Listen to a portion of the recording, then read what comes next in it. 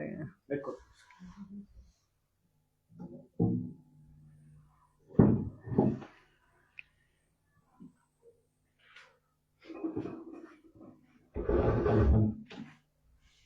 Thank you. ದೇವರಿಗೆ ಸ್ತೋತ್ರ. ಈ ಸಮಯದಲ್ಲಿ ನಾನು ಸಾಕ್ಷಿ ಹಂಚಿಕೊಳ್ಳುವುದಕ್ಕಾಗಿ ಈ ದಾಂಡೇಲಿ ಪಟ್ಟಣಕ್ಕೆ ಬರುವಂತೆ ದೇವರು ಇನ್ನೊಂದು ಅವಕಾಶವನ್ನು ಕೊಟ್ಟಿದ್ದಾರೆ. ಅದಕ್ಕಾಗಿ ನಾನು ದೇವರಿಗೆ ಸ್ತೋತ್ರ ಮಾಡ್ತೇನೆ. ಯಾಕಂದ್ರೆ ನಮ್ಮ ಸಾಕ್ಷಿ ಹಂಚಿಕೊಳ್ಳುವುದಕ್ಕೆ ದೇವರು ನನ್ನನ್ನು ತುಂಬಾ ಕಡೆನೂ ಉಪಯೋಗಿಸಿದ್ದಾರೆ ಮತ್ತು ದೇವರು ನನ್ನ ಜೀವಿತದಲ್ಲಿ ದೊಡ್ಡ ಸಾಕ್ಷಿಯನ್ನೇ ಮಾಡಿದ್ದಾರೆ. ಯಾಕಂದ್ರೆ ನಾನು ನೆನೆಸದೇ ಇರುವಂತ ಅದ್ಭುತಗಳನ್ನ ನಾನು ನನ್ನ ಜೀವಿತದಲ್ಲಿ ಅನುಭವಿಸಿದ್ದೇನೆ. ನಾನು ಒಂದು ಮಾತನ್ನು ಹೇಳಲಿಕ್ಕೆ ಇಷ್ಟಪಡ್ತೇನೆ. ನೀವು ದೇವರಿಂದ ಎಷ್ಟು ಅದ್ಭುತಗಳನ್ನ ಅನುಭವಿಸಿದ್ದೀರಿ ಅನ್ನೋದಕ್ಕಿಂತಲೂ ಹೆಚ್ಚಾಗಿ ನನ್ನ ಜೀವಿತದಲ್ಲಿ ದೇವರು ಅದ್ಭುತ ಮಾಡಿದ್ದಾರೆ ಅಂತ ನಾನು ಹೇಳಲಿಕ್ಕೆ ಇಷ್ಟಪಡ್ತೇನೆ. ನನಗಿಂತ ಜಾಸ್ತಿ ಅದ್ಭುತ ಹೊಂದಿರೋರು ಕೂಡ ಇಲ್ಲಿ ಇರ್ಬೋದು. ಆದ್ರೂ ಈ ಮಾತನ್ನು ನಾನು ಯಾಕೆ ಹೇಳ್ತೇನೆ ಅಂದ್ರೆ, ದೇವರು ಅಷ್ಟೊಂದು ನನ್ನನ್ನು ಪ್ರೀತಿ ಮಾಡಿ ಅದ್ಭುತವನ್ನು ನನ್ನ ಜೀವಿತದಲ್ಲಿ ಮಾಡಿದ್ದಾರೆ. ಆಮೇಲೆ ನನ್ನ ಹೆಸರು ಸಂಗಪ್ಪ ಹೊಸಮನಿ ಅಂತೇಳಿ. ನಾನು ಈಗ ಪ್ರೆಸೆಂಟ್ ಆಗಿ ನಾನು ಮುದೋಳ್ ಎಂಬ ನಗರ ಪ್ರದೇಶದಲ್ಲಿ ಕರ್ತನ ಸೇವೆಯನ್ನು ಮಾಡ್ತಾ ಇದ್ದೇನೆ. ಯೇಸು ಸ್ವಾಮಿ ನನ್ನನ್ನು ಪ್ರೀತಿಸಿ, ನನ್ನನ್ನು ಕ್ಷಮಿಸಿ, ನನ್ನನ್ನು ರಕ್ಷಣೆ ಮಾಡಿ ಆತನ ಮಾರ್ಗದಲ್ಲಿ ದೇವರು ನನ್ನನ್ನು ನಡೆಸ್ತಾ ಇದ್ದಾರೆ. ಅದು ನನಗೆ ಬಹಳ ಸಂತೋಷದ ವಿಷಯ. ಯಾಕೆಂದ್ರೆ ನನ್ನ ಜೀವಿತದಲ್ಲಿ ನಾನು ಯೇಸು ಕ್ರಿಸ್ತನ ಕಡೆಗೆ ಬಂದಿರೋದೇ ಬಹಳ ಒಂದು ವಿಚಿತ್ರವಾದಂಥ ಸಂಗತಿಯಾಗಿದೆ. ನಾನು ಯೇಸುವನ್ನ ನಾನು ಬಾಲ್ಯದಲ್ಲೇ ಯೇಸು ಸ್ವಾಮಿ ಬಗ್ಗೆ ನನಗೆ ಗೊತ್ತು, ಚರ್ಚ್ ಬಗ್ಗೆ ನನಗೆ ಗೊತ್ತು. ಆದರೆ ನಾನು ಯಾರೇ ಏನೇ ಹೇಳಿದ್ರು ಚರ್ಚ್ ಒಳಗಡೆ ಹೋಗ್ತಾ ಇದ್ದಿದ್ದಿಲ್ಲ. ಚರ್ಚ್ ಒಳಗಡೆ ಹೋಗೋದಕ್ಕೆ ನಾನು ಇಷ್ಟಪಡ್ತಾ ಇದ್ದಿದ್ದಿಲ್ಲ. ನಾನು ಇನ್ನೂ ಚಿಕ್ಕ ಹುಡುಗ ಆಗಿರುವಾಗ ಹೋಗ್ತಿದ್ದೆ, ಆದ್ರೆ ಆಟ ಆಡ್ಕೊಂಡು ಸುಮ್ಮನೆ ಹೋಗಿ ಬರ್ತಾ ಇದ್ದೆ. ಬಾಲ್ಯದ ಅತಿ ಸಣ್ಣ ಹುಡುಗ ಇರುವಾಗ. ಆದ್ರೂ ನಾನು ಏನಂದ್ರೆ ಚರ್ಚ್ ಒಳಗಡೆ ಹೋಗಿ ಗೇಲಿ ಮಾಡ್ತಾ ಇದ್ದಾರೆ. ಯಾಕೆ ಗೇಲಿ ಮಾಡ್ತಾ ಇದ್ದೆ ಅಂದ್ರೆ, ಯೇಸು ಸ್ವಾಮಿ ಅಂದ್ರೆ ನನಗ ಇಷ್ಟ ಇರ್ಲಿಲ್ಲ. ಅವಾಗ ಏನಂದ್ರೆ ನಾವು ನಮ್ಮ ಧರ್ಮ ಇದು ಬಾಲ್ಯದಲ್ಲಿ ನನ್ನ ಒಳಗಡೆ ಏನೋ ಒಂದು ಸಂಗತಿ ನನ್ನನ್ನು ಆವರಿಸ್ಕೊಂಡ್ಬಿಟ್ಟಿತ್ತು. ನಾವು ನಮ್ಮ ಧರ್ಮವನ್ನು ಬಿಡಬಾರ್ದು, ನಮ್ಮ ಏನಂದ್ರೆ ಮೂಢನಂಬಿಕೆಯಲ್ಲಿ ನಾನು ಬಿಟ್ಕೊಡೋದಕ್ಕೆ ಮನಸ್ಸಿರ್ಲಿಲ್ಲ. ಯಾರಾದ್ರೂ ಯೇಸುವಿನ ಬಗ್ಗೆ ಮಾತಾಡಿದ್ರೆ ಬಹಳ ಗೇಲಿ ಮಾಡ್ತಾ ಇದ್ದಾರೆ. ಆ ಟೈಮ್ನಲ್ಲಿ ನನಗೆ ಒಂದು ಸ್ವಾಭಿಮಾನ, ನಮ್ಮ ಧರ್ಮ ಶ್ರೇಷ್ಠ, ನಾನು ಧರ್ಮ ಬಿಡಬಾರ್ದು, ನಮ್ಮ ಜಾತಿ ಧರ್ಮ ಅನ್ನುವಂಥ ಈ ಒಂದು ವಿಷಯದಲ್ಲಿ ನಾನು ಬಂಧಿಸಲ್ಪಟ್ಟಿದ್ದೆ. ಆದರೂ ದೇವ್ರ ಕರುಣೆ ನನ್ನ ಮೇಲೆ ಬಹಳ ಅಪಾರವಾಗಿತ್ತು. ನಾನು ಯೇಸು ಕ್ರಿಸ್ತನಿಂದ ಯಾವ ರೀತಿಯಾಗಿ ಪ್ರೀತಿಸಲ್ಪಟ್ಟಿದ್ದೇನೆ ಅಂದ್ರೆ, ಆ ಒಂದು ಪ್ರೀತಿಯನ್ನ ನಿಮಗಿಂತಲೂ ಹೆಚ್ಚಾಗಿ ನಾನು ಅನುಭವಿಸಿದ್ದೇನೆ ಎಂಬುದಾಗಿ ಹೇಳಲಿಕ್ಕೆ ಇಷ್ಟಪಡ್ತೇನೆ, ಯೇಸು ಕ್ರಿಸ್ತನ ಪ್ರೀತಿಯನ್ನ. ಯಾಕಂದ್ರೆ ನಮ್ಮನ್ನು ಪ್ರೀತಿ ಮಾಡೋರನ್ನ ನಾವು ಪ್ರೀತಿ ತೋರಿಸ್ತೇವೆ ಸಾಮಾನ್ಯವಾಗಿ. ನಮ್ಮ ಜೊತೆ ಪ್ರೀತಿಯಿಂದ ಇರೋರನ್ನ ನಾವು ಪ್ರೀತಿಯಿಂದ ನೋಡಿಕೊಳ್ತೇವೆ. ನಮಗೆ ಸಹಾಯ ಮಾಡುವವರಿಗೆ ನಾವು ಸಹಾಯ ಮಾಡ್ತೇವೆ. ಇದು ಸಾಮಾನ್ಯವಾದಂತ ಮನಸ್ಥಿತಿ ಎಲ್ಲರಲ್ಲಿ ಕೂಡ. ಆದ್ರೆ ಯೇಸು ಸ್ವಾಮಿಯ ಪ್ರೀತಿ ಆ ರೀತಿಯಾಗಿ ಅಲ್ಲ ರೀ. ಯೇಸುವಿಗೆ ಶತ್ರುವಾಗಿದ್ದಂತ ನನ್ನನ್ನ ದೇವರು ಕರುಣಿಸಿದರು, ರಕ್ಷಣೆ ಮಾಡಿದರು. ಇದೇ ಯೇಸು ಸ್ವಾಮಿಯ ಒಂದು ವಿಶೇಷವಾದಂತ ಪ್ರೀತಿ ನನ್ನ ಮೇಲಿದೆ ಎಂಬುದಾಗಿ ನಾನು ಹೇಳಲಿಕ್ಕೆ ಇಷ್ಟಪಡ್ತೇನೆ. ಏನಂದ್ರೆ, ನಾನು ಬಾಲ್ಯದಲ್ಲಿದ್ದಾಗಲೇ ಯೇಸು ಸ್ವಾಮಿಯನ್ನು ವಿರೋಧಿಸ್ತಾ ಇದ್ದೆ. ಒಂದು ದಿನ ಒಬ್ಬ ಹಿರಿಯರು ನನಗೆ ಸುವಾರ್ತೆ ಹೇಳಲಿಕ್ಕೆ ಬಂದ್ರು. ನಾನು ಇನ್ನು 7ನೇ ತರಗತಿ ಓದ್ತಾ ಇದ್ದೆ. ಆ ಟೈಮ್ನಲ್ಲಿ ಹೆಚ್ಚು ಕಡಿಮೆ 6ನೇ ಕ್ಲಾಸ್ 7ನೇ ಕ್ಲಾಸ್ ಓದ್ತಾ ಇದ್ದೆ. ಪ್ರಾಥಮಿಕ ಶಿಕ್ಷಣವನ್ನು ನಾನು ಓದುತ್ತಾ ಇರುವಾಗ ಒಬ್ಬ ಹಿರಿಯರು ಬಂದು ನನಗೆ ಸುವಾರ್ತೆಯನ್ನು ತಿಳಿಸೋದಕ್ಕೆ ಮುಂದೆ ಬಂದರು. ನೀನು ಯೇಸು ಸ್ವಾಮಿಯಲ್ಲಿ ನಂಬಿಕೆ ಇಟ್ಟರೆ ನೀನು ದೇವರು ನಿನ್ನನ್ನು ಆಶೀರ್ವದಿಸ್ತಾರೆ ಅನ್ನುವಂಥ ಈ ತರನಾದ ಮಾತುಗಳನ್ನ ಅವರು ಹೇಳೋದಕ್ಕೆ ಬಂದರು. ನಾನು ಅವರಿಗೆ ಭಯಂಕರ ಕೆಟ್ಟ ಪದಗಳನ್ನು ಉಪಯೋಗಿಸಿ ಬೈದಾಗ ಯಾವುದೇ ರೀತಿ ಅವ್ರ ಜೊತೆ ನಾನು ಅವ್ರ ಮಾತನ್ನು ಕೇಳಲಿಕ್ಕೆ ಇಷ್ಟಪಡಲಿಲ್ಲ. ನಾನು ಯೇಸು ಅಂತ ಹೆಸರು ಕೇಳಿದ್ರೆ ಅದೇನೋ ಒಂಥರ ನನಗೆ ಶತ್ರುಗಳು ಎದುರುಗಡೆ ನಿಂತಾಗ ಯಾವ ರೀತಿ ಕತ್ತಿ ಇಸ್ಕೋಕ್ ಮುಂದೆ ಬರ್ತಾರಲ್ಲ, ಆ ರೀತಿಯಾಗಿ ಒಂದು ಆವೇಶ ಬರ್ತಾ ಇತ್ತು. ಮೂಢನಂಬಿಕೆಯಲ್ಲಿ ನಾನಿದ್ದೆ. ಅಷ್ಟೊಂದು ನಾನು ಹಾಗೆ ಮಾಡ್ತಾ ಇದ್ದೆ, ಯೇಸು ಸ್ವಾಮಿಯನ್ನು ಹಾಗೆ ಮಾಡ್ತಾ ಇದ್ದೆ ಭಯಂಕರವಾಗಿ. ಆದ್ರೆ ಅವರು ಅವತ್ತು ಬೈದ ತಕ್ಷಣ ನನಗೆ ತಿರ್ಗಾ ಏನು ಬೈಲಿಲ್ಲ ರೀ. ಅದೇ ನನಗೆ ಆಶ್ಚರ್ಯ ಆಗ್ತಾ ಇರೋದು ಇವತ್ತು ಯೋಚನೆ ಮಾಡಿದ್ರೆ. ಯೇಸುವನ್ನ ಕುರಿತು ಪರಿಚಯ ಮಾಡೋದಕ್ಕಾಗಿ ಬಂದ್ರು ಒಬ್ಬ ಹಿರಿಯರು. ಅವತ್ತು ನಾನು ಅವ್ರನ್ನ ಬೈದಾಗ ಅವರು ಕಣ್ಣೀರು ಹಾಕಿದ್ರು. ಯಾಕೆ ಕಣ್ಣೀರು ಹಾಕಿದ್ರು ಅಂದ್ರೆ, ನಾನು ಉಪಯೋಗಿಸಿದಂತ ಪದಗಳು ಅಷ್ಟೊಂದು ಕೆಟ್ಟದಾಗಿತ್ತು. ಕುರಿತು ಪರಿಚಯ ಮಾಡೋದಕ್ಕಾಗಿ ಬಂದ್ರು ಒಬ್ಬ ಹಿರಿಯರು. ಅವಾಗ ಅವತ್ತು ನಾನು ಅವ್ರನ್ನ ಬೈದಾಗ ಅವರು ಏನ್ ನಡೀತಾ ಇತ್ತಂದ್ರೆ, ನನ್ನ ಒಂದು ಹೃದಯದಲ್ಲಿ ಆವೇಶ, ಈ ಮನುಷ್ಯ ಯಾಕಪ್ಪ ನನ್ ಮುಂದ್ಗಡೆ ಯೇಸುವಿನ ಬಗ್ಗೆ ಹೇಳ್ತಾ ಇದ್ದಾನೆ, ನನಗಿದು ಇಷ್ಟ ಇಲ್ಲ, ನೀನ್ ನನಗೆ ಹೇಳೋದು ಬೇಕಾಗಿಲ್ಲ ಅಂತ ಭಯಂಕರ ಅವಾಚ್ಯ ಪದಗಳಿಂದ ನಾನು ಬೈದಾಗ ಅವ್ರ ಕಣ್ಣೀರ್ ಹಾಕಿ ಕೊನೆಯದಾಗಿ ಒಂದು ಮಾತು ಹೇಳಿದ್ರು. ಸರಿ ತಮ್ಮ, ನೀನೇನು ಚಿಕ್ಕ ಹುಡುಗ, ಆದ್ರೆ ನೀನು ಮಾತಾಡೋದು ಬಹಳ ದೊಡ್ಡ ದೊಡ್ಡ ಮಾತನ್ನು ಮಾತಾಡ್ತಾ ಇದ್ದಿ. ಆದ್ರೆ ನಾನೊಂದು ನಿನಗೆ ಇವತ್ತು ಚಾಲೆಂಜ್ ಮಾಡ್ತೀನಿ. ನನ್ನನ್ನ ಕಣ್ಣೀರ್ ಹಾಕ್ಸಿದೆ, ನಾನು ಸಾಮಾನ್ಯವಾಗಿ ಕಣ್ಣೀರ್ ಬಿಡೋದಿಲ್ಲ, ಆದ್ರೆ ನೀನು ಬೈಗಳಕ್ಕೆ ನನ್ ಕಣ್ಣೀರ್ ಬರ್ತಾ ಇದೆ ಇವತ್ತು. ನಾನೊಂದು ನಿನಗೆ ಚಾಲೆಂಜ್ ಮಾಡ್ತೀನಿ. ಏನಂದ್ರೆ, ನಿನಗೋಸ್ಕರ ನಾವು ಸಭೆಯಾಗಿ ಪ್ರಾರ್ಥನೆ ಮಾಡ್ತೇವೆ, ನೀನು ಮುಂದೊಂದಿನ ಬೈಬಲ್ನ ಕೈಯಲ್ಲಿ ಹಿಡಿತೀಯ. ಚಾಲೆಂಜ್ ಮಾಡಿದ್ರು. ಅವತ್ತು ನಾನು ಅದನ್ನು ಕೂಡ ಚಾಲೆಂಜ್ ಆಗಿ ತಗೊಂಡೆ. ಆಯ್ತು, ನೀನು ಏನಾದ್ರೂ ಮಾಡು, ನೀನು ಪ್ರಾರ್ಥನೆ ಆದ್ರೂ ಮಾಡು, ಏನಾದ್ರೂ ಮಾಡು, ಆದ್ರೆ ನಿನ್ ತಲೆ ಕೆಳಗ್ ಮಾಡಿ ಕಾಲ್ ಮೇಲ್ ಮಾಡಿ ಆದ್ರೂ ಓಡಾಡು. ಆದ್ರೆ ನಾನು ನಿನಗೊಂದು ಚಾಲೆಂಜ್ ಮಾಡ್ತೀನಿ, ಯಾವುದೇ ಕಾರಣಕ್ಕೂ ನಾನು ಯೇಸುವನ್ನು ಒಪ್ಕೊಳ್ಳೋದಿಲ್ಲ. ಇದು ನೀನು ಚಾಲೆಂಜ್ ಆಗಿ ತಗೊಂಡು ನಾನು ಕೂಡ ಚಾಲೆಂಜ್ ಮಾಡಿದ್ದಾರೆ. ಇದು 6ನೇ 7ನೇ ಕ್ಲಾಸ್ ಓದುವಾಗ. ಅವಾಗ ಅದಾದ್ಮೇಲೆ ನಾನು ಹೈಸ್ಕೂಲ್ ಓದೋದಕ್ಕೆ ಹಾಸ್ಟೆಲ್ಗೆ ಸೇರ್ಕೊಂಡೆ. ಅಲ್ಲಿ ನನಗೆ ಕ್ರೈಸ್ತ ವಿರೋಧ ಮಾಡತಕ್ಕಂತ ಒಂದು ಸಂಘ ನನಗೆ ಪರಿಚಯಿಸಲ್ಪಟ್ಟಿತ್ತು. ಅದರಲ್ಲಿ ನಾನು ಸೇರ್ಕೊಂಡೆ ರೀ. ಅವಾಗ ನನಗೆ ತರಬೇತಿ ಕೊಡಲಿಕ್ಕೆ ಆರಂಭಿಸಿದ್ರು. ತರಬೇತಿ ಕೊಟ್ಟು ಎಕ್ಸಸೈಸ್ ಕಲಿಸೋದು, ಯಾವ ರೀತಿಯಾಗಿ ನಾವು ಏನಂದ್ರೆ ನಮ್ಮ ಆತ್ಮರಕ್ಷಣೆ ಕಲೆ ಅಂತ ಕರಾಟೆ ಅಂತಾರಲ್ಲ, ಅದನ್ನು ಕಲಿಸ್ಲಿಕ್ಕೆ ಶುರು ಮಾಡಿದ್ರು. ಅದಾದ್ಮೇಲೆ ಏನಂದ್ರೆ ನಾವು ನಮ್ಮ ಧರ್ಮವನ್ನ ಯಾವುದೇ ಕಾರಣಕ್ಕೂ ಬಿಡಬಾರ್ದು ಅನ್ನುವಂಥದ್ದನ್ನು ಕಲಿಸ್ಕೊಟ್ರು. ಮತ್ತು ಕ್ರೈಸ್ತತ್ವವನ್ನ ವಿರೋಧಿಸುವುದ್ರ ಬಗ್ಗೆ ಸುಮಾರು 6 ತಿಂಗಳು ನನಗೆ ತರಬೇತಿ ಆಯ್ತು. ಆ ಜಾಗದಲ್ಲಿ ಒಂದು 6 ತಿಂಗಳು ತರಬೇತಿ ಆದ್ಮೇಲೆ ಅವಾಗ ನನ್ನ ದರ್ಶನ ಏನಾಗಿತ್ತು ಅಂದ್ರೆ, ನಾನೊಂದು SSLCನೋ ಅಥವಾ PUC ಮುಗಿಸ್ಬಿಟ್ಟು ನನ್ನ ಒಂದು ಧರ್ಮಕ್ಕಾಗಿ ನಾನು ಮನೆ ಬಿಟ್ಟು ಬೀದಿ ತಿರುಗ್ತಾ ಹೋಗ್ಬೇಕು. ಅಲ್ಲಿ ಏನಂದ್ರೆ MBBS ಅನ್ನುವಂತ ಒಂದು ಪದವಿ ಕೊಡ್ತಾರೆ, ಮನೆ ಬಿಟ್ಟು ಬೀದಿ ತಿರುಗೋದು, ಆ ಒಂದು ಪದವಿ ಇದೆ ಅಂತ ಹೇಳಿದ್ರು. ಅದನ್ನ ನನ್ನ ತರಬೇತಿಯಲ್ಲಿ ಕೊಟ್ಟಿದ್ರು. ಅವಾಗ ನಾನು ಅದನ್ನ ಸ್ವೀಕಾರನೂ ಮಾಡಿದ್ದೆ.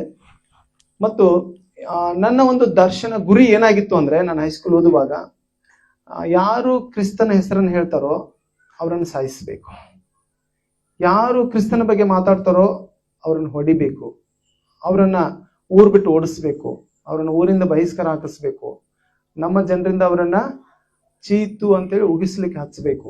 ಈ ರೀತಿಯಾದಂತ ಒಂದು ಮನೋಭಾವನೆಯಲ್ಲಿ ನಾನು ಜೀವಿಸ್ತಾ ಇದ್ದೆ. 6 ತಿಂಗಳು ಬಹಳ ಹೆಚ್ಚು ಕಡಿಮೆ ಒಂದು 6 ತಿಂಗಳು ಬಹಳ ಬೆಸ್ಟ್ ಟ್ರೈನಿಂಗ್ ನನಗೆ ಕೊಟ್ಟರು ಆ ಟೈಮ್ನಲ್ಲಿ. ಅದಾದ್ಮೇಲೆ ಒಂದು ದಿನ ಒಬ್ಬ ಸುವಾರ್ಥಿಕರು ನಾವು ಓದ್ತಾ ಇರುವಂತ ಹಾಸ್ಟೆಲ್ಗೆ ಬಂದ್ಬಿಟ್ರು. ಹಾಸ್ಟೆಲ್ಗೆ ಬಂದಾಗ ಅವಾಗ ನಮ್ಗೇನೋ ಸುಮಾರು ಒಂದು 45 ಜನ ಅಲ್ಲಿ ಇದ್ವಿ. ನಾವು 45-47 ಜನ ಸ್ಟೂಡೆಂಟ್ಸ್ ಇದ್ವಿ. ಆ ಟೈಮ್ನಲ್ಲಿ ಒಂದು 45 ಜನ ಅಲ್ಲಿ ಪ್ರೆಸೆಂಟ್ ಇದ್ವಿ. ಒಂದು 2 ಹೊರಗಡೆ ಹೋಗಿದ್ರು ಅನಿಸ್ತದೆ. ಅವಾಗ ಅವ್ರು ಯೇಸು ಕ್ರಿಸ್ತನ ಬಗ್ಗೆ ನಾವು ಮಾತಾಡೋದಕ್ಕೆ ಬಂದಿದ್ದೇವೆ, ನಿಮ್ಮ ಸ್ಟೂಡೆಂಟ್ನ ಕರೀರಿ ಅಂತೇಳಿ ನಾವು ಇರುವಂತ ಹಾಸ್ಟೆಲ್ ವಾರ್ಡನ್ ಅವ್ರಿಗೆ ಅವ್ರು ರಿಕ್ವೆಸ್ಟ್ ಮಾಡಿದ್ರು. ವಾರ್ಡನ್ ಅವರು ಕೂಡ ಸರಿ ಆಯ್ತು ನೀವು ಮಾತಾಡಿ ಹೋಗ್ರಿ ಅಂತೇಳಿ ಅವ್ರಿಗೂ ಕೂಡ ಪರ್ಮಿಷನ್ ಕೊಟ್ರು. ಅದಾದ್ಮೇಲೆ ನಾವಾಗ ನಮ್ಮ ಲೀಡರ್ಸ್ ಎಲ್ಲ ಇದ್ರು, ಅವರೆಲ್ಲ ವಾರ್ಡನ್ ಅವ್ರ ಜೊತೆ ವಾದ ಮಾಡೋದಕ್ಕೆ ಶುರು ಮಾಡಿದ್ರು. ನೀವು ಯಾಕೆ ಅವರಿಗೆ ಪರ್ಮಿಷನ್ ಕೊಟ್ರಿ ಅಂತೇಳಿ. ನಾವು ಕೂಡ ಒಟ್ಟಿಗೆ ಸೇರಿ ನೀವು ಯಾಕೆ ಕ್ರೈಸ್ತರನ್ನು ನಮ್ಮ ಹಾಸ್ಟೆಲ್ ಒಳಗಡೆ ನೀವು ಬರ್ಲಿಕ್ಕೆ ಬಿಟ್ರಿ, ಅವ್ರನ್ನ ಯಾಕೆ ನೀವು ಮಾತಾಡೋದಕ್ಕೆ ಪರ್ಮಿಷನ್ ಕೊಡ್ತಾ ಇದ್ದೀರಿ ಅಂತೇಳಿ ಅವ್ರು ನಮಗೆ ಅವ್ರ ಜೊತೆಲಿ ನಾವು ವಾದ ಮಾಡೋದಕ್ಕೆ ಗುಂಪಾಗಿ ಹೋದ್ವಿ. ಅದಾದ್ಮೇಲೆ ಅವ್ರು ಹೇಳಿದ್ರು, ಇಲ್ಲ ಅವ್ರು ಏನ್ ಹೇಳ್ತಾರೋ ಸ್ವಲ್ಪ ಹೊತ್ತು ಕೂತ್ಕೊಂಡು ಕೇಳ್ರಿ, ನಿಮ್ಮನ್ನೇನು ಅವ್ರು ಮಾತಾಡೋದು ಕೇಳಿದ ತಕ್ಷಣ ನೀವೇನು ಕನ್ವರ್ಟ್ ಆಗೋದಿಲ್ಲ. ಜಸ್ಟ್ ನೀವು ಅವ್ರು ಏನ್ ಹೇಳ್ತಾರೋ ಕೇಳಿಸ್ಕೊಡ್ರಿ, ಬೇಡ ಅಂದ್ರೆ ಬಿಟ್ಟು ಬಿಡ್ರಿ, ಬೇಕಂದ್ರೆ ಸ್ವೀಕಾರ ಮಾಡ್ರಿ. ಇದೆರಡು ಆಪ್ಷನ್ ನಿಮ್ಗಿದೆ. ಅದಕ್ಕಾಗಿ ನೀವು ಜಸ್ಟ್ ನಾನು ಹೇಳ್ತಾ ಇದ್ದೀನಿ, ನೀವು ಕೂತ್ಕೊಳ್ರಿ ಹಾಗೆ ಅಂತ ಹೇಳಿದ್ರು. ಅದಾದ್ಮೇಲೆ ನಾವು ಆಯ್ತಂತೇಳಿ ಅವ್ರು ಏನ್ ಹೇಳ್ತಾರೆ ಕೇಳೋಣ ಅಂತ ಕೂತ್ಕೊಳ್ಳೋದಕ್ಕೆ ನಾವು ಒಪ್ಕೊಂಡ್ವಿ. ಯೋಚನೆ ಮಾಡಿದ್ವಿ, ಆ ಮನುಷ್ಯ ಯಾವ ರೀತಿ ಕನ್ವರ್ಟ್ ಬಗ್ಗೆ ಮಾತಾಡ್ತಾನೆ, ಯಾವ ರೀತಿಯಾಗಿ ತನ್ನ ಧರ್ಮವನ್ನ ಪ್ರಚಾರ ಮಾಡ್ತಾನೆ ನೋಡೋಣ ಒಂದ್ಸರಿ ಅಂತೇಳಿ ನಾವು ಏನ್ ಹೇಳ್ತಾರೆ ಕೇಳೋಣ ಅಂತ ಸುಮ್ಮನೆ ಹೋಗಿ ಕೂತ್ಕೊಂಡ್ವಿ. ಕೂತ್ಕೊಳ್ಳೋದಕ್ಕಿಂತ ಮುಂಚೆ ನಮ್ಮ ನಾಯಕರೆಲ್ಲರೂ ಕೂಡ ಒಂದು ಟಾರ್ಗೆಟ್ ಮಾಡಿದ್ರು. ಏನಂದ್ರೆ ಆ ವ್ಯಕ್ತಿ ಕ್ರೈಸ್ತ ಧರ್ಮದ ಬಗ್ಗೆ ಮಾತಾಡಿ ಹೊರಗೆ ಬಂದ ತಕ್ಷಣ ನಾವು ಅವನನ್ನ ಏನ್ ಮಾಡೋಣ ಅಂದ್ರೆ ಕಲ್ಲಿನಿಂದ ಹೊಡೆಯೋಣ ಅಂತೇಳಿ. ರೋಡಿಗೆ ಹಾಕೋ ಜಲ್ಲಿ ಇರ್ತದ, ಒಂದು ಇಷ್ಟು ದಪ್ಪ ಕಲ್ಲು ಇರ್ತದ. ಅದು ಆ ಟೈಮ್ನಲ್ಲಿ ಇಷ್ಟು ದಪ್ಪ ಕಲ್ಲಿತ್ತು. ಆ ಕಲ್ಲು ರಸ್ತೆ ಮೇಲೆ ಇತ್ತು. ಹೊರಗೆ ಬಂದ ತಕ್ಷಣ ಈ ಕಲ್ಲು ತಗೊಂಡು ಒಬ್ಬೊಬ್ರು ಒಂದೊಂದು ಕಲ್ಲು ಹಾಕಿದ್ರೆ ಸುಮಾರು 45 ಮಂದಿ ಇದ್ವಿ. 45 ಕಲ್ಲು ಅವನಿಗೆ ಕೂತ್ಕೊಳ್ತದ. ಆ ಮನುಷ್ಯ ಬದುಕೋದಿಲ್ಲ ಇವತ್ತು. ಅವನನ್ನ ಇವತ್ತು ನಾವು ಮುಗಿಸ್ಬಿಡೋಣ. ಕಲ್ಲಿನಿಂದ ಹೊಡೆದ್ಬಿಟ್ರೆ ಅವ್ನು ಸಾಯ್ತಾನೆ, ಇಲ್ಲದೆ ಹೋದ್ರೆ ಅವನ ಎಲುಬುಗಳೆಲ್ಲ ಮುರಿದು ಹೋಗ್ತದ. ಅವನು ಯಾವತ್ತೂ ಕೂಡ ಕ್ರೈಸ್ತ ಧರ್ಮದ ಬಗ್ಗೆ ಪ್ರಚಾರ ಮಾಡೋದಕ್ಕೆ ಹೋಗೋದಿಲ್ಲ ಅಂತ ನಮ್ಮ ನಾಯಕರೆಲ್ಲರೂ ಕೂಡ ಅಲ್ಲಿ ಮಾತಾಡಿ ನಾವೆಲ್ಲ ಒಟ್ಟಿಗೆ ಸೇರಿ ಪ್ಲಾನ್ ಮಾಡಿದ್ವಿ. ಮನುಷ್ಯ ಮೊದಲು ಏನ್ ಹೇಳ್ತಾನೆ ಕೇಳೋಣ ಅಂತ ಒಳಗಡೆ ಕೂತ್ಕೊಂಡ್ವಿ. ಅದಾದ್ಮೇಲೆ ಹೊರಗಡೆ ಬಂದ್ಮೇಲೆ ಅವ್ನ ಹಿಂದ್ಗಡೆನೂ ನಾವು ಬರ್ಬೇಕು, ಇದನ್ನ ಮಾಡ್ಬೇಕು ಅಂತ ಗುರಿ ಇಟ್ಕೊಂಡಿದ್ವಿ. ಅಲ್ಲಿ ನಾವು ಕೂತ್ಕೊಂಡ್ ಆದ್ಮೇಲೆ ಏನ್ ನಡೀತಾ ಇತ್ತಂದ್ರೆ ಯೇಸು ಸ್ವಾಮಿಯ ಬಗ್ಗೆ ಅವ್ರು ಹೇಳೋದಕ್ಕೆ ಆರಂಭಿಸಿದ್ರು. ಒಂದು 45 ನಿಮಿಷ ಅವರು ಕ್ರಿಸ್ತನ ಬಗ್ಗೆ ಮಾತಾಡಿದ್ರು. Sound disturb. ಯೇಸು ಸ್ವಾಮಿಯ ಬಗ್ಗೆ ಅವ್ರು ಹೇಳೋದಕ್ಕೆ ಆರಂಭಿಸಿದ್ರು. ಒಂದು 45 ನಿಮಿಷ ಅಲ್ಲಿ ಏನ್ ನಡೀತಾ ಇತ್ತಂದ್ರೆ ಸೌಂಡ್ ಸೆಟ್ ಮಾಡ್ತಾರೆ. ಓಕೆ, ದೇವ್ರ ಸ್ತೋತ್ರ. ಅವ್ರು ಯೇಸು ಸ್ವಾಮಿ ಬಗ್ಗೆ ಮಾತಾಡೋದಕ್ಕೆ ಸ್ಟಾರ್ಟ್ ಮಾಡಿದ ತಕ್ಷಣ ನಾವೊಂದು ಆವೇಶದಿಂದ ಕೂತ್ಕೊಂಡ್ವಿ. ಈ ಮನುಷ್ಯ ಆಯ್ತು, ಇವತ್ತು ಬಂದಿದ್ದಾನೆ, ಸಿಕ್ಕಾಕೊಂಡಿದ್ದಾನೆ, ಒಳ್ಳೇದಾಯ್ತು, ಇನ್ಯಾವತ್ತೂ ಇವನು ಈ ಕೆಲಸ ಮಾಡೋದಿಲ್ಲ, ಇದೇ ಲಾಸ್ಟ್ ಅಂತ ನಾವು ಅನ್ಕೊಂಡಿದ್ವಿ. ಅದಾದ್ಮೇಲೆ ಯೇಸುವಿನ ಬಗ್ಗೆ ಅವ್ರು ಹೇಳೋದಕ್ಕೆ ಆರಂಭಿಸಿದಾಗ ನಾವು ಕೂತ್ಕೊಂಡು ಕೇಳ್ತಾ ಇದ್ವಿ. ಆ ಟೈಮ್ನಲ್ಲಿ ನನ್ನಲ್ಲಿ ಕೂಡ ಒಂದು ರೋಷ, ನಮ್ಮ ನಾಯಕರಲ್ಲಿ ಕೂಡ ಒಂದು ರೋಷ ಇತ್ತು. ಇವನನ್ನ ಏನ್ ಮಾಡೋಣ, ಇವನನ್ನ ಏನದು ಹರಿದಾಕಿ ಬಿಡೋಣ, ಇವನ ಎಲುಬುಗಳನ್ನು ಮುರಿದಾಕಿ ಬಿಡೋಣ ಅನ್ನುವಂತ ಒಂದು ಮೈಂಡ್ ಸೆಟ್ ಅಲ್ಲಿ ನಾವು ಕೂತ್ಕೊಂಡಿದ್ವಿ. ಅವಾಗ ಅವರು ಯೇಸುವಿನ ಬಗ್ಗೆ ಮಾತಾಡ್ತಾ ಯೇಸು ಸ್ವಾಮಿಯ ರಕ್ತದ ಬಗ್ಗೆ ಮಾತಾಡೋದಕ್ಕೆ ಆರಂಭಿಸಿದ್ರು. ಏನಂದ್ರೆ ನಾವು ಎಷ್ಟೋ ಸಾರಿ ಏನ್ ಮಾಡ್ತೀವಿ ಅಂದ್ರೆ ಸುವಾರ್ತೆ ಸಾರೋದಕ್ಕೆ ಹೋಗ್ತೀವಿ. ಸುವಾರ್ತೆ ಸಾರ್ಲಿಕ್ಕೆ ಹೋದಾಗ ರಕ್ಷಣೆ ಹೊಂದ್ತಾ ಇಲ್ಲ, ಜನಗಳ ದೇವ್ರ ಕಡೆಗೆ ಬರ್ತಾ ಇಲ್ಲ ಅಂತ ನಾವು ಅನ್ಕೊಳ್ತೀವಿ. ಆದ್ರೆ ಜನರು ದೇವರ ಕಡೆಗೆ ಬರ್ಬೇಕು ಅಂದ್ರೆ ಒಂದು ಕಾರ್ಯ ನಡಿಬೇಕಾಗಿದೆ. ಆ ಕಾರ್ಯ ನಡೆದ್ರೆ ಆಟೋಮೆಟಿಕ್ ಆಗಿ ಬರ್ತಾರೆ. ಅದು ನನ್ನ ಜೀವಿತದಲ್ಲಿ ಆಯ್ತು. ಏನಂದ್ರೆ ನಾವು 1 ಕೊರಿಂಥದವರಿಗೆ ಬರೆದ ಪತ್ರಿಕೆ 12ನೇ ಅಧ್ಯಾಯ ಅದರ 1ರಿಂದ 3 ವಾಕ್ಯಗಳನ್ನ ಓದುವಾಗ ನಾವಲ್ಲಿ ನೋಡ್ತೇವೆ. ಯಾರಾದ್ರೂ ನನಗೆ ಓದಿ ಸಹಾಯ ಮಾಡ್ಬೋದಾ? 1 ಕೊರಿಂಥದವರಿಗೆ ಬರೆದ ಪತ್ರಿಕೆ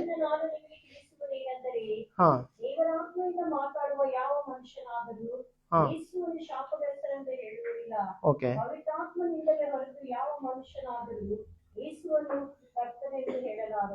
ಓಕೆ, ದೇವ್ರ ಸ್ತೋತ್ರ. Thank you sister.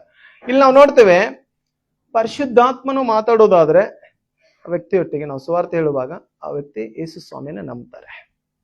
ಅದಕ್ಕೆ ಉದಾಹರಣೆ ನಾನೇ, ಬೇರೆ ಯಾರು ಅಲ್ಲ, ನಾನೇ ಉದಾಹರಣೆ.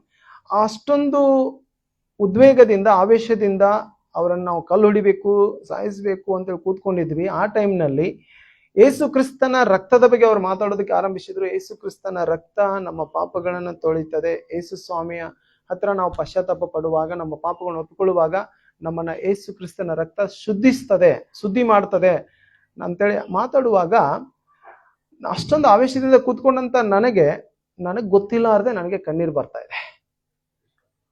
ಕಣ್ಣೀರು ಯಾಕೆ ಬರ್ತಾ ಇದೆ ಅಂತ ನನಗೆ ಅರ್ಥ ಆಗ್ತಾ ಇಲ್ಲ. ನಾನು ಅಳೋದಕ್ಕೆ ಶುರು ಮಾಡಿದ್ದೇನೆ, ಕಣ್ಣೀರು ಬರ್ತಾ ಇದೆ. ಕೆಲವು ನಿಮಿಷಗಳ ಕಾಲ ನಾನು ಅಳ್ತಾ ಇದ್ದೇನೆ. ಅವಾಗ ಏನ್ ನಡೀತಾ ಇದೆ ನನಗೆ ಅರ್ಥ ಆಗ್ತಾ ಇಲ್ಲ. ನಾನು ಅವಾಗ ನನ್ನ ಬಾಯಿ ಬಿಚ್ಚಿ ಹೇಳ್ತಾ ಇದ್ದೇನೆ, ಯೇಸುವೆ ನಾನು ಪಾಪಿ ಎಂಬುದಾಗಿ. ಅವ್ರು ಯೇಸು ಸ್ವಾಮಿ ರಕ್ತದ ಬಗ್ಗೆ ಮಾತಾಡ್ತಾ ಇದ್ದಾರೆ. ಅವಾಗ ಪವಿತ್ರ ಆತ್ಮನು ನನ್ನ ಹೃದಯಕ್ಕೆ ಆ ಕಾರ್ಯಗಳನ್ನ ತಿಳಿಸ್ಕೊಡ್ತಾ ಇದ್ದಾರೆ. ಅಂದ್ರೆ ಪರಿಶುದ್ಧಾತ್ಮನು ಮಾತಾಡೋದಾದ್ರೆ ಯಾವ ವ್ಯಕ್ತಿ ಆದ್ರೂ ರಕ್ಷಣೆ ಹೊಂದ್ತಾರೆ.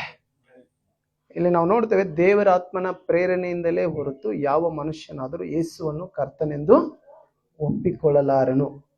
ನನಗೆ ದೇವರ ಆತ್ಮನು ಅದನ್ನು ನಡೆಸ್ತಾ ಇದ್ದಾರೆ. ಆ ದಿನ ನಾನು ಸಂಪೂರ್ಣ ರಕ್ಷಣೆ ಹೊಂದಿ ದೇವ್ರ ವಾಕ್ಯ ಕಲ್ತಾದ್ಮೇಲೆ ಇದರ ಅರ್ಥ ನನಗೆ ಗೊತ್ತಾಯ್ತು. ಆ ದಿನ ದೇವರ ಆತ್ಮ ನನಗೆ ಏನ್ ಮಾಡಿದ್ರು ಅಂತೇಳಿ. ಅವಾಗ ನನ್ನನ್ನು ನಾನೇ ಒಪ್ಪಿಸಿಕೊಡ್ತಾ ಇದ್ದೇನೆ, ಸ್ವಾಮಿ ನನ್ನ ಪಾಪಿ, ನನ್ನನ್ನು ಕ್ಷಮಿಸು ಅಂತ ಅಳ್ತಾ ಇದ್ದೇನೆ. ಬಿಕ್ಕಿ ಬಿಕ್ಕಿ ಅಳೋದಕ್ಕೆ ಶುರು ಮಾಡಿದೆ ಕೊನೆ ಗಳಿಗೆಯಲ್ಲಿ, ಕೆಲವು ನಿಮಿಷಗಳ ಕಾಲ ಹತ್ತಾದ ಮೇಲೆ. ಅವಾಗ ಏನ್ ನಡೀತಾ ಇದೆ ಅಂದ್ರೆ, ಅದೆಲ್ಲ ಅವ್ರು ಮಾತಾಡೋದು ಮುಗಿಸಿದ್ರು. ಒಂದು 45 ನಿಮಿಷ ಮಾತಾಡಿ ಮುಗಿಸಿದಾದ್ಮೇಲೆ ತಿರ್ಗಾ ಅವ್ರು ಹೋಗ್ತಾ ಇದ್ದಾರೆ. ಹೋಗುವಾಗ ನಮ್ಮ ನಾಯಕರೆಲ್ಲರೂ ಕೂಡ ಬನ್ರಪ್ಪ, ಅವನು ಹೋಗ್ತಾ ಇದ್ದಾನೆ, ನಾವು ಆಗ್ಲೇ ಮುಂಚೆ ಪ್ಲಾನ್ ಮಾಡಿದ ಹಾಗೆ ನಾವು ಹಿಂದ್ಗಡೆ ಹೋಗಿ ಕಲ್ಲು ಎಸೆಯೋಣ ಅಂತ ಹೇಳ್ತಾ ಇದ್ದಾರೆ. ಅವಾಗ ನನ್ನ ಕಣ್ಣೀರು ತಡ್ಕೊಳಕ್ಕೆ ಆಗ್ತಾ ಇಲ್ಲ. ಅವಾಗ ನಾನು ಹೇಳಿದೆ, ಇಲ್ಲ ನನಗೆ ಯಾಕೋ ಸಮಾಧಾನ ಇಲ್ಲ, ಈ ದಿನ ಆ ವ್ಯಕ್ತಿಗೆ ನಾವು ಮುಟ್ಟೋದು ಬೇಡ ಅಂತ ನಾನೇ ಎದ್ದು ನಿಂತ್ಕೊಂಡು ಹೇಳಿದೆ, ಎಲ್ಲರಿಗೂ ಕೂಡ ಹೇಳಿದೆ.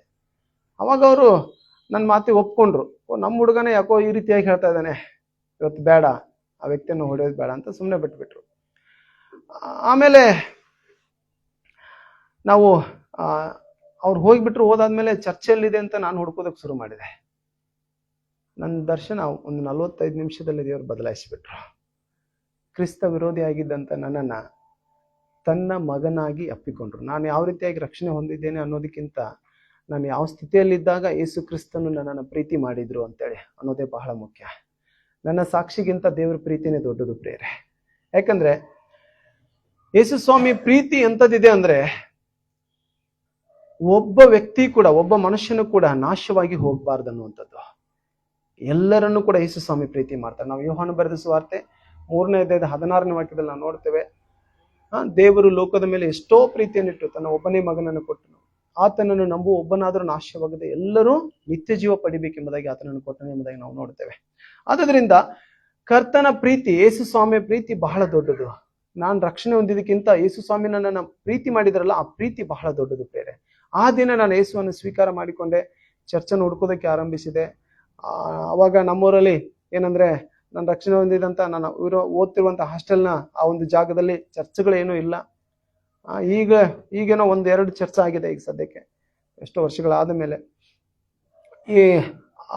ಅವಾಗ ಮನೆಯಲ್ಲೇನೆ ಒಬ್ರು ಪಾಸ್ಟರ್ ಅಲ್ಲಿ ಪ್ರೇಯರ್ ನಡೆಸ್ತಾ ಇದ್ರು. ಹುಡುಕೊಂಡು ಹೋಗಿ ಬಹಳ ಕಷ್ಟಪಟ್ಟೆ ನಾನು ಹುಡ್ಕೋದಕ್ಕೆ. ಎಷ್ಟು ನಾನು ಕ್ರಿಸ್ತನನ್ನು ವಿರೋಧ ಮಾಡಿದ್ನೋ ಅಷ್ಟು ಚರ್ಚ್ ಹುಡ್ಕೋದಕ್ಕೆ ಕಷ್ಟಪಟ್ಟೆ. ಆಮೇಲೆ ಹೋಗಿ ನಾನು ಅಲ್ಲಿ ಪಾಸ್ಟರ್ನ ಕಂಡುಕೊಂಡಾಗ ಬಹಳ ಸಂತೋಷ ಪಟ್ಟೆ. ಅದಾದ್ಮೇಲೆ ಏನಂದ್ರೆ, ಅವಾಗ ನಾನು ಒಪ್ಕೊಂಡೆ, ಯೇಸುವೆ ನೀನು ನಿಜವಾದ ದೇವರು ಎಂಬುದಾಗಿ ಅವತ್ತು ನಾನು ಒಪ್ಕೊಂಡೆ. ಅಷ್ಟು ದಿನಗಳ ಕಾಲ ವಿರೋಧ ಮಾಡ್ತಾ ಇದ್ದೆ. ಯಾವಾಗ ಪರಿಶುದ್ಧಾತ್ಮ ನನ್ನ ಹೃದಯಕ್ಕೆ ಆತನೇ ದೇವರು ಎಂಬುದಾಗಿ ತಿಳಿಯಪಡಿಸಿದನೋ ಅವತ್ತು ನಾನು ಒಪ್ಕೊಂಡೆ. ದೇವರಿಗೆ ನಾನು ಅಡ್ಡ ಬಿದ್ದೆ. ನನ್ನ ಜೀವಿತವನ್ನ ಸೇವೆಗಾಗಿ ಸಮರ್ಪಣೆ ಮಾಡಿದೆ. ನಾನು ಆ ಒಂದು 45 ನಿಮಿಷದಲ್ಲೇ ನಾನು ಏನ್ ಮಾಡ್ಬೇಕಂತೇಳಿ ನನ್ನ ಲೈಫ್, ಒಂದು ಜೀವನದ ದರ್ಶನವನ್ನೇ ದೇವರು ಬದಲಾಯಿಸಿದ್ರು. ಕ್ರಿಸ್ತ ವಿರೋಧಿಯಾದಂಥ ನನ್ನನ್ನು ಆತನ ಸೇವೆಗಾಗಿ ಅದೇ ಕ್ಷಣದಲ್ಲಿ ನಾನು ಸಮರ್ಪಣೆ ಮಾಡಿದೆ. ಆ ಸಮರ್ಪಣೆ ಯಾಕೆ ಮಾಡಿದೆ ಅಂತ ಆಗ ಗೊತ್ತಾಗ್ಲಿಲ್ಲ, ಇವಾಗ ಗೊತ್ತಾಗ್ತಾ ಇದೆ. ಯಾಕಂದ್ರೆ ಅಪೊಸ್ತಲರ ಕೃತ್ಯಗಳು 1ನೇ ಅಧ್ಯಾಯದ 8ನೇ ವಾಕ್ಯದಲ್ಲಿ ನಾವು ನೋಡ್ತೇವೆ. ಯಾರಾದ್ರೂ ಓದಿ ಸಹಾಯ ಮಾಡ್ರಿ. ಅಪೊಸ್ತಲರ ಕೃತ್ಯಗಳು 1:8.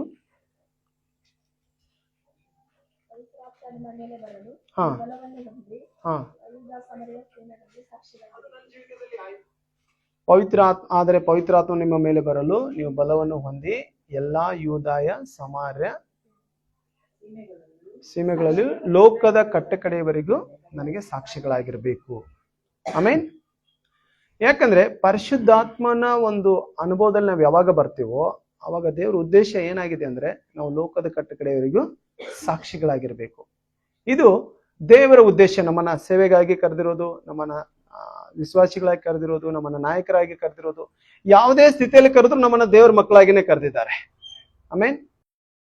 ನಾನು ದೇವರಿಗೆ ಸ್ತೋತ್ರ ಮಾಡ್ತೇನೆ. ಅವತ್ತು ನನ್ನ ದರ್ಶನ ಬದಲಾಯಿತು. ನಾನು ದೇವರ ಸೇವೆಗೆ ನಾನು ಸಮರ್ಪಣೆ ಮಾಡಿದರೆ, ಸಮರ್ಪಣೆ ಮಾಡಿ ಒಪ್ಪಿಸಿಕೊಟ್ಟು ಸಭೆಗೆ ನಾನು ಹೋಗೋದಕ್ಕೆ ಆರಂಭಿಸಿದೆ. ಅದಾದ್ಮೇಲೆ ನಾನು ಹೈಸ್ಕೂಲ್ ಅಭ್ಯಾಸ ಮುಗೀತು. ಹೈಸ್ಕೂಲ್ ಓದೋದಾದ್ಮೇಲೆ ನಾನು PUC ವರೆಗೂ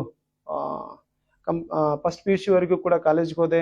ಅದಾದ್ಮೇಲೆ ದೇವ್ರು ನನ್ನನ್ನು ಸೇವೆಗೆ ಕರೆಯೋದಕ್ಕೆ ದೇವ್ರ ಆತ್ಮ ನನ್ನ ಜೊತೆ ಮಾತಾಡೋದಕ್ಕೆ ಆರಂಭಿಸಿದ್ರು. ನೀನು ಸೇವೆಗಾಗಿ ಬಾ ಅಂತೇಳಿ. ಅವಾಗ ಒಬ್ರು ಸೇವಕರ ಮೂಲಕವಾಗಿ ನಾನು ಬೆಂಗಳೂರಿಗೆ ಬೈಬಲ್ ಕಾಲೇಜ್ಗೆ ಹೋದೆ ರೀ.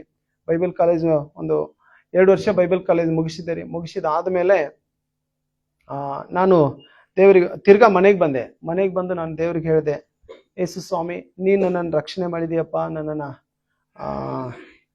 ಕಾಪಾಡಿದಿ, ನರಕದಿಂದ ತಪ್ಪಿಸಿದಿ, ನಿನ್ನ ಸೇವೆಗಾಗಿ ಕರೆದಿದ್ದಿ, ನನಗೆ ನಿನ್ನ ವಾಕ್ಯವನ್ನು ಕೂಡ ಕಲಿಸಿಕೊಟ್ಟೆ, ಸ್ತೋತ್ರ ಎಂಬುದಾಗಿ ಹೇಳಿದೆ. ಅದಾದ್ಮೇಲೆ ನಾನು ಮನೆಗೆ ಬಂದು ಬೈಬಲ್ ಓದೋದಕ್ಕೆ ಪ್ರಾರ್ಥನೆ ಮಾಡೋದಕ್ಕೆ ಮನೆಯಲ್ಲಿ ಕೂತ್ಕೊಂಡಾಗ ನಮ್ಮ ತಂದೆ ತಾಯಿಗಳು ಶುರು ಮಾಡಿಬಿಟ್ರು. ಏನಂದ್ರೆ, ಬೈಬಲ್ ಭಾಳ ಹೊತ್ತು ಓದಬಾರ್ದು, ನೀನು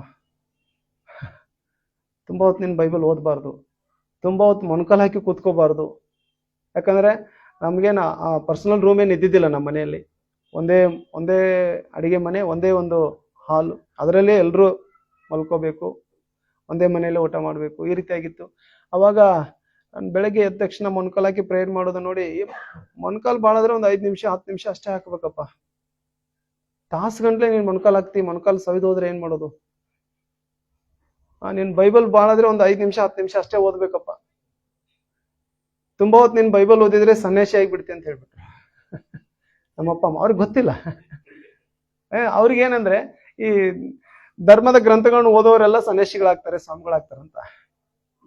ಆದ್ರೆ ದೇವ್ರಿಗೆ ಸ್ತೋತ್ರ, ಇವತ್ತು ನನಗೆ ಮದುವೆ ಆಗಿದೆ, 3 ಜನ ಮಕ್ಕಳಿದ್ದಾರೆ. ನಮ್ಮ ಮಗಳು ಕೂಡ ಇಲ್ಲಿ ಬಂದಿದ್ದಾಳೆ. ದೇವ್ರಿಗೆ ಸ್ತೋತ್ರ. ಪ್ರಾರ್ಥನಾ ಬಾ, ಬಂದು ಹೋಗು.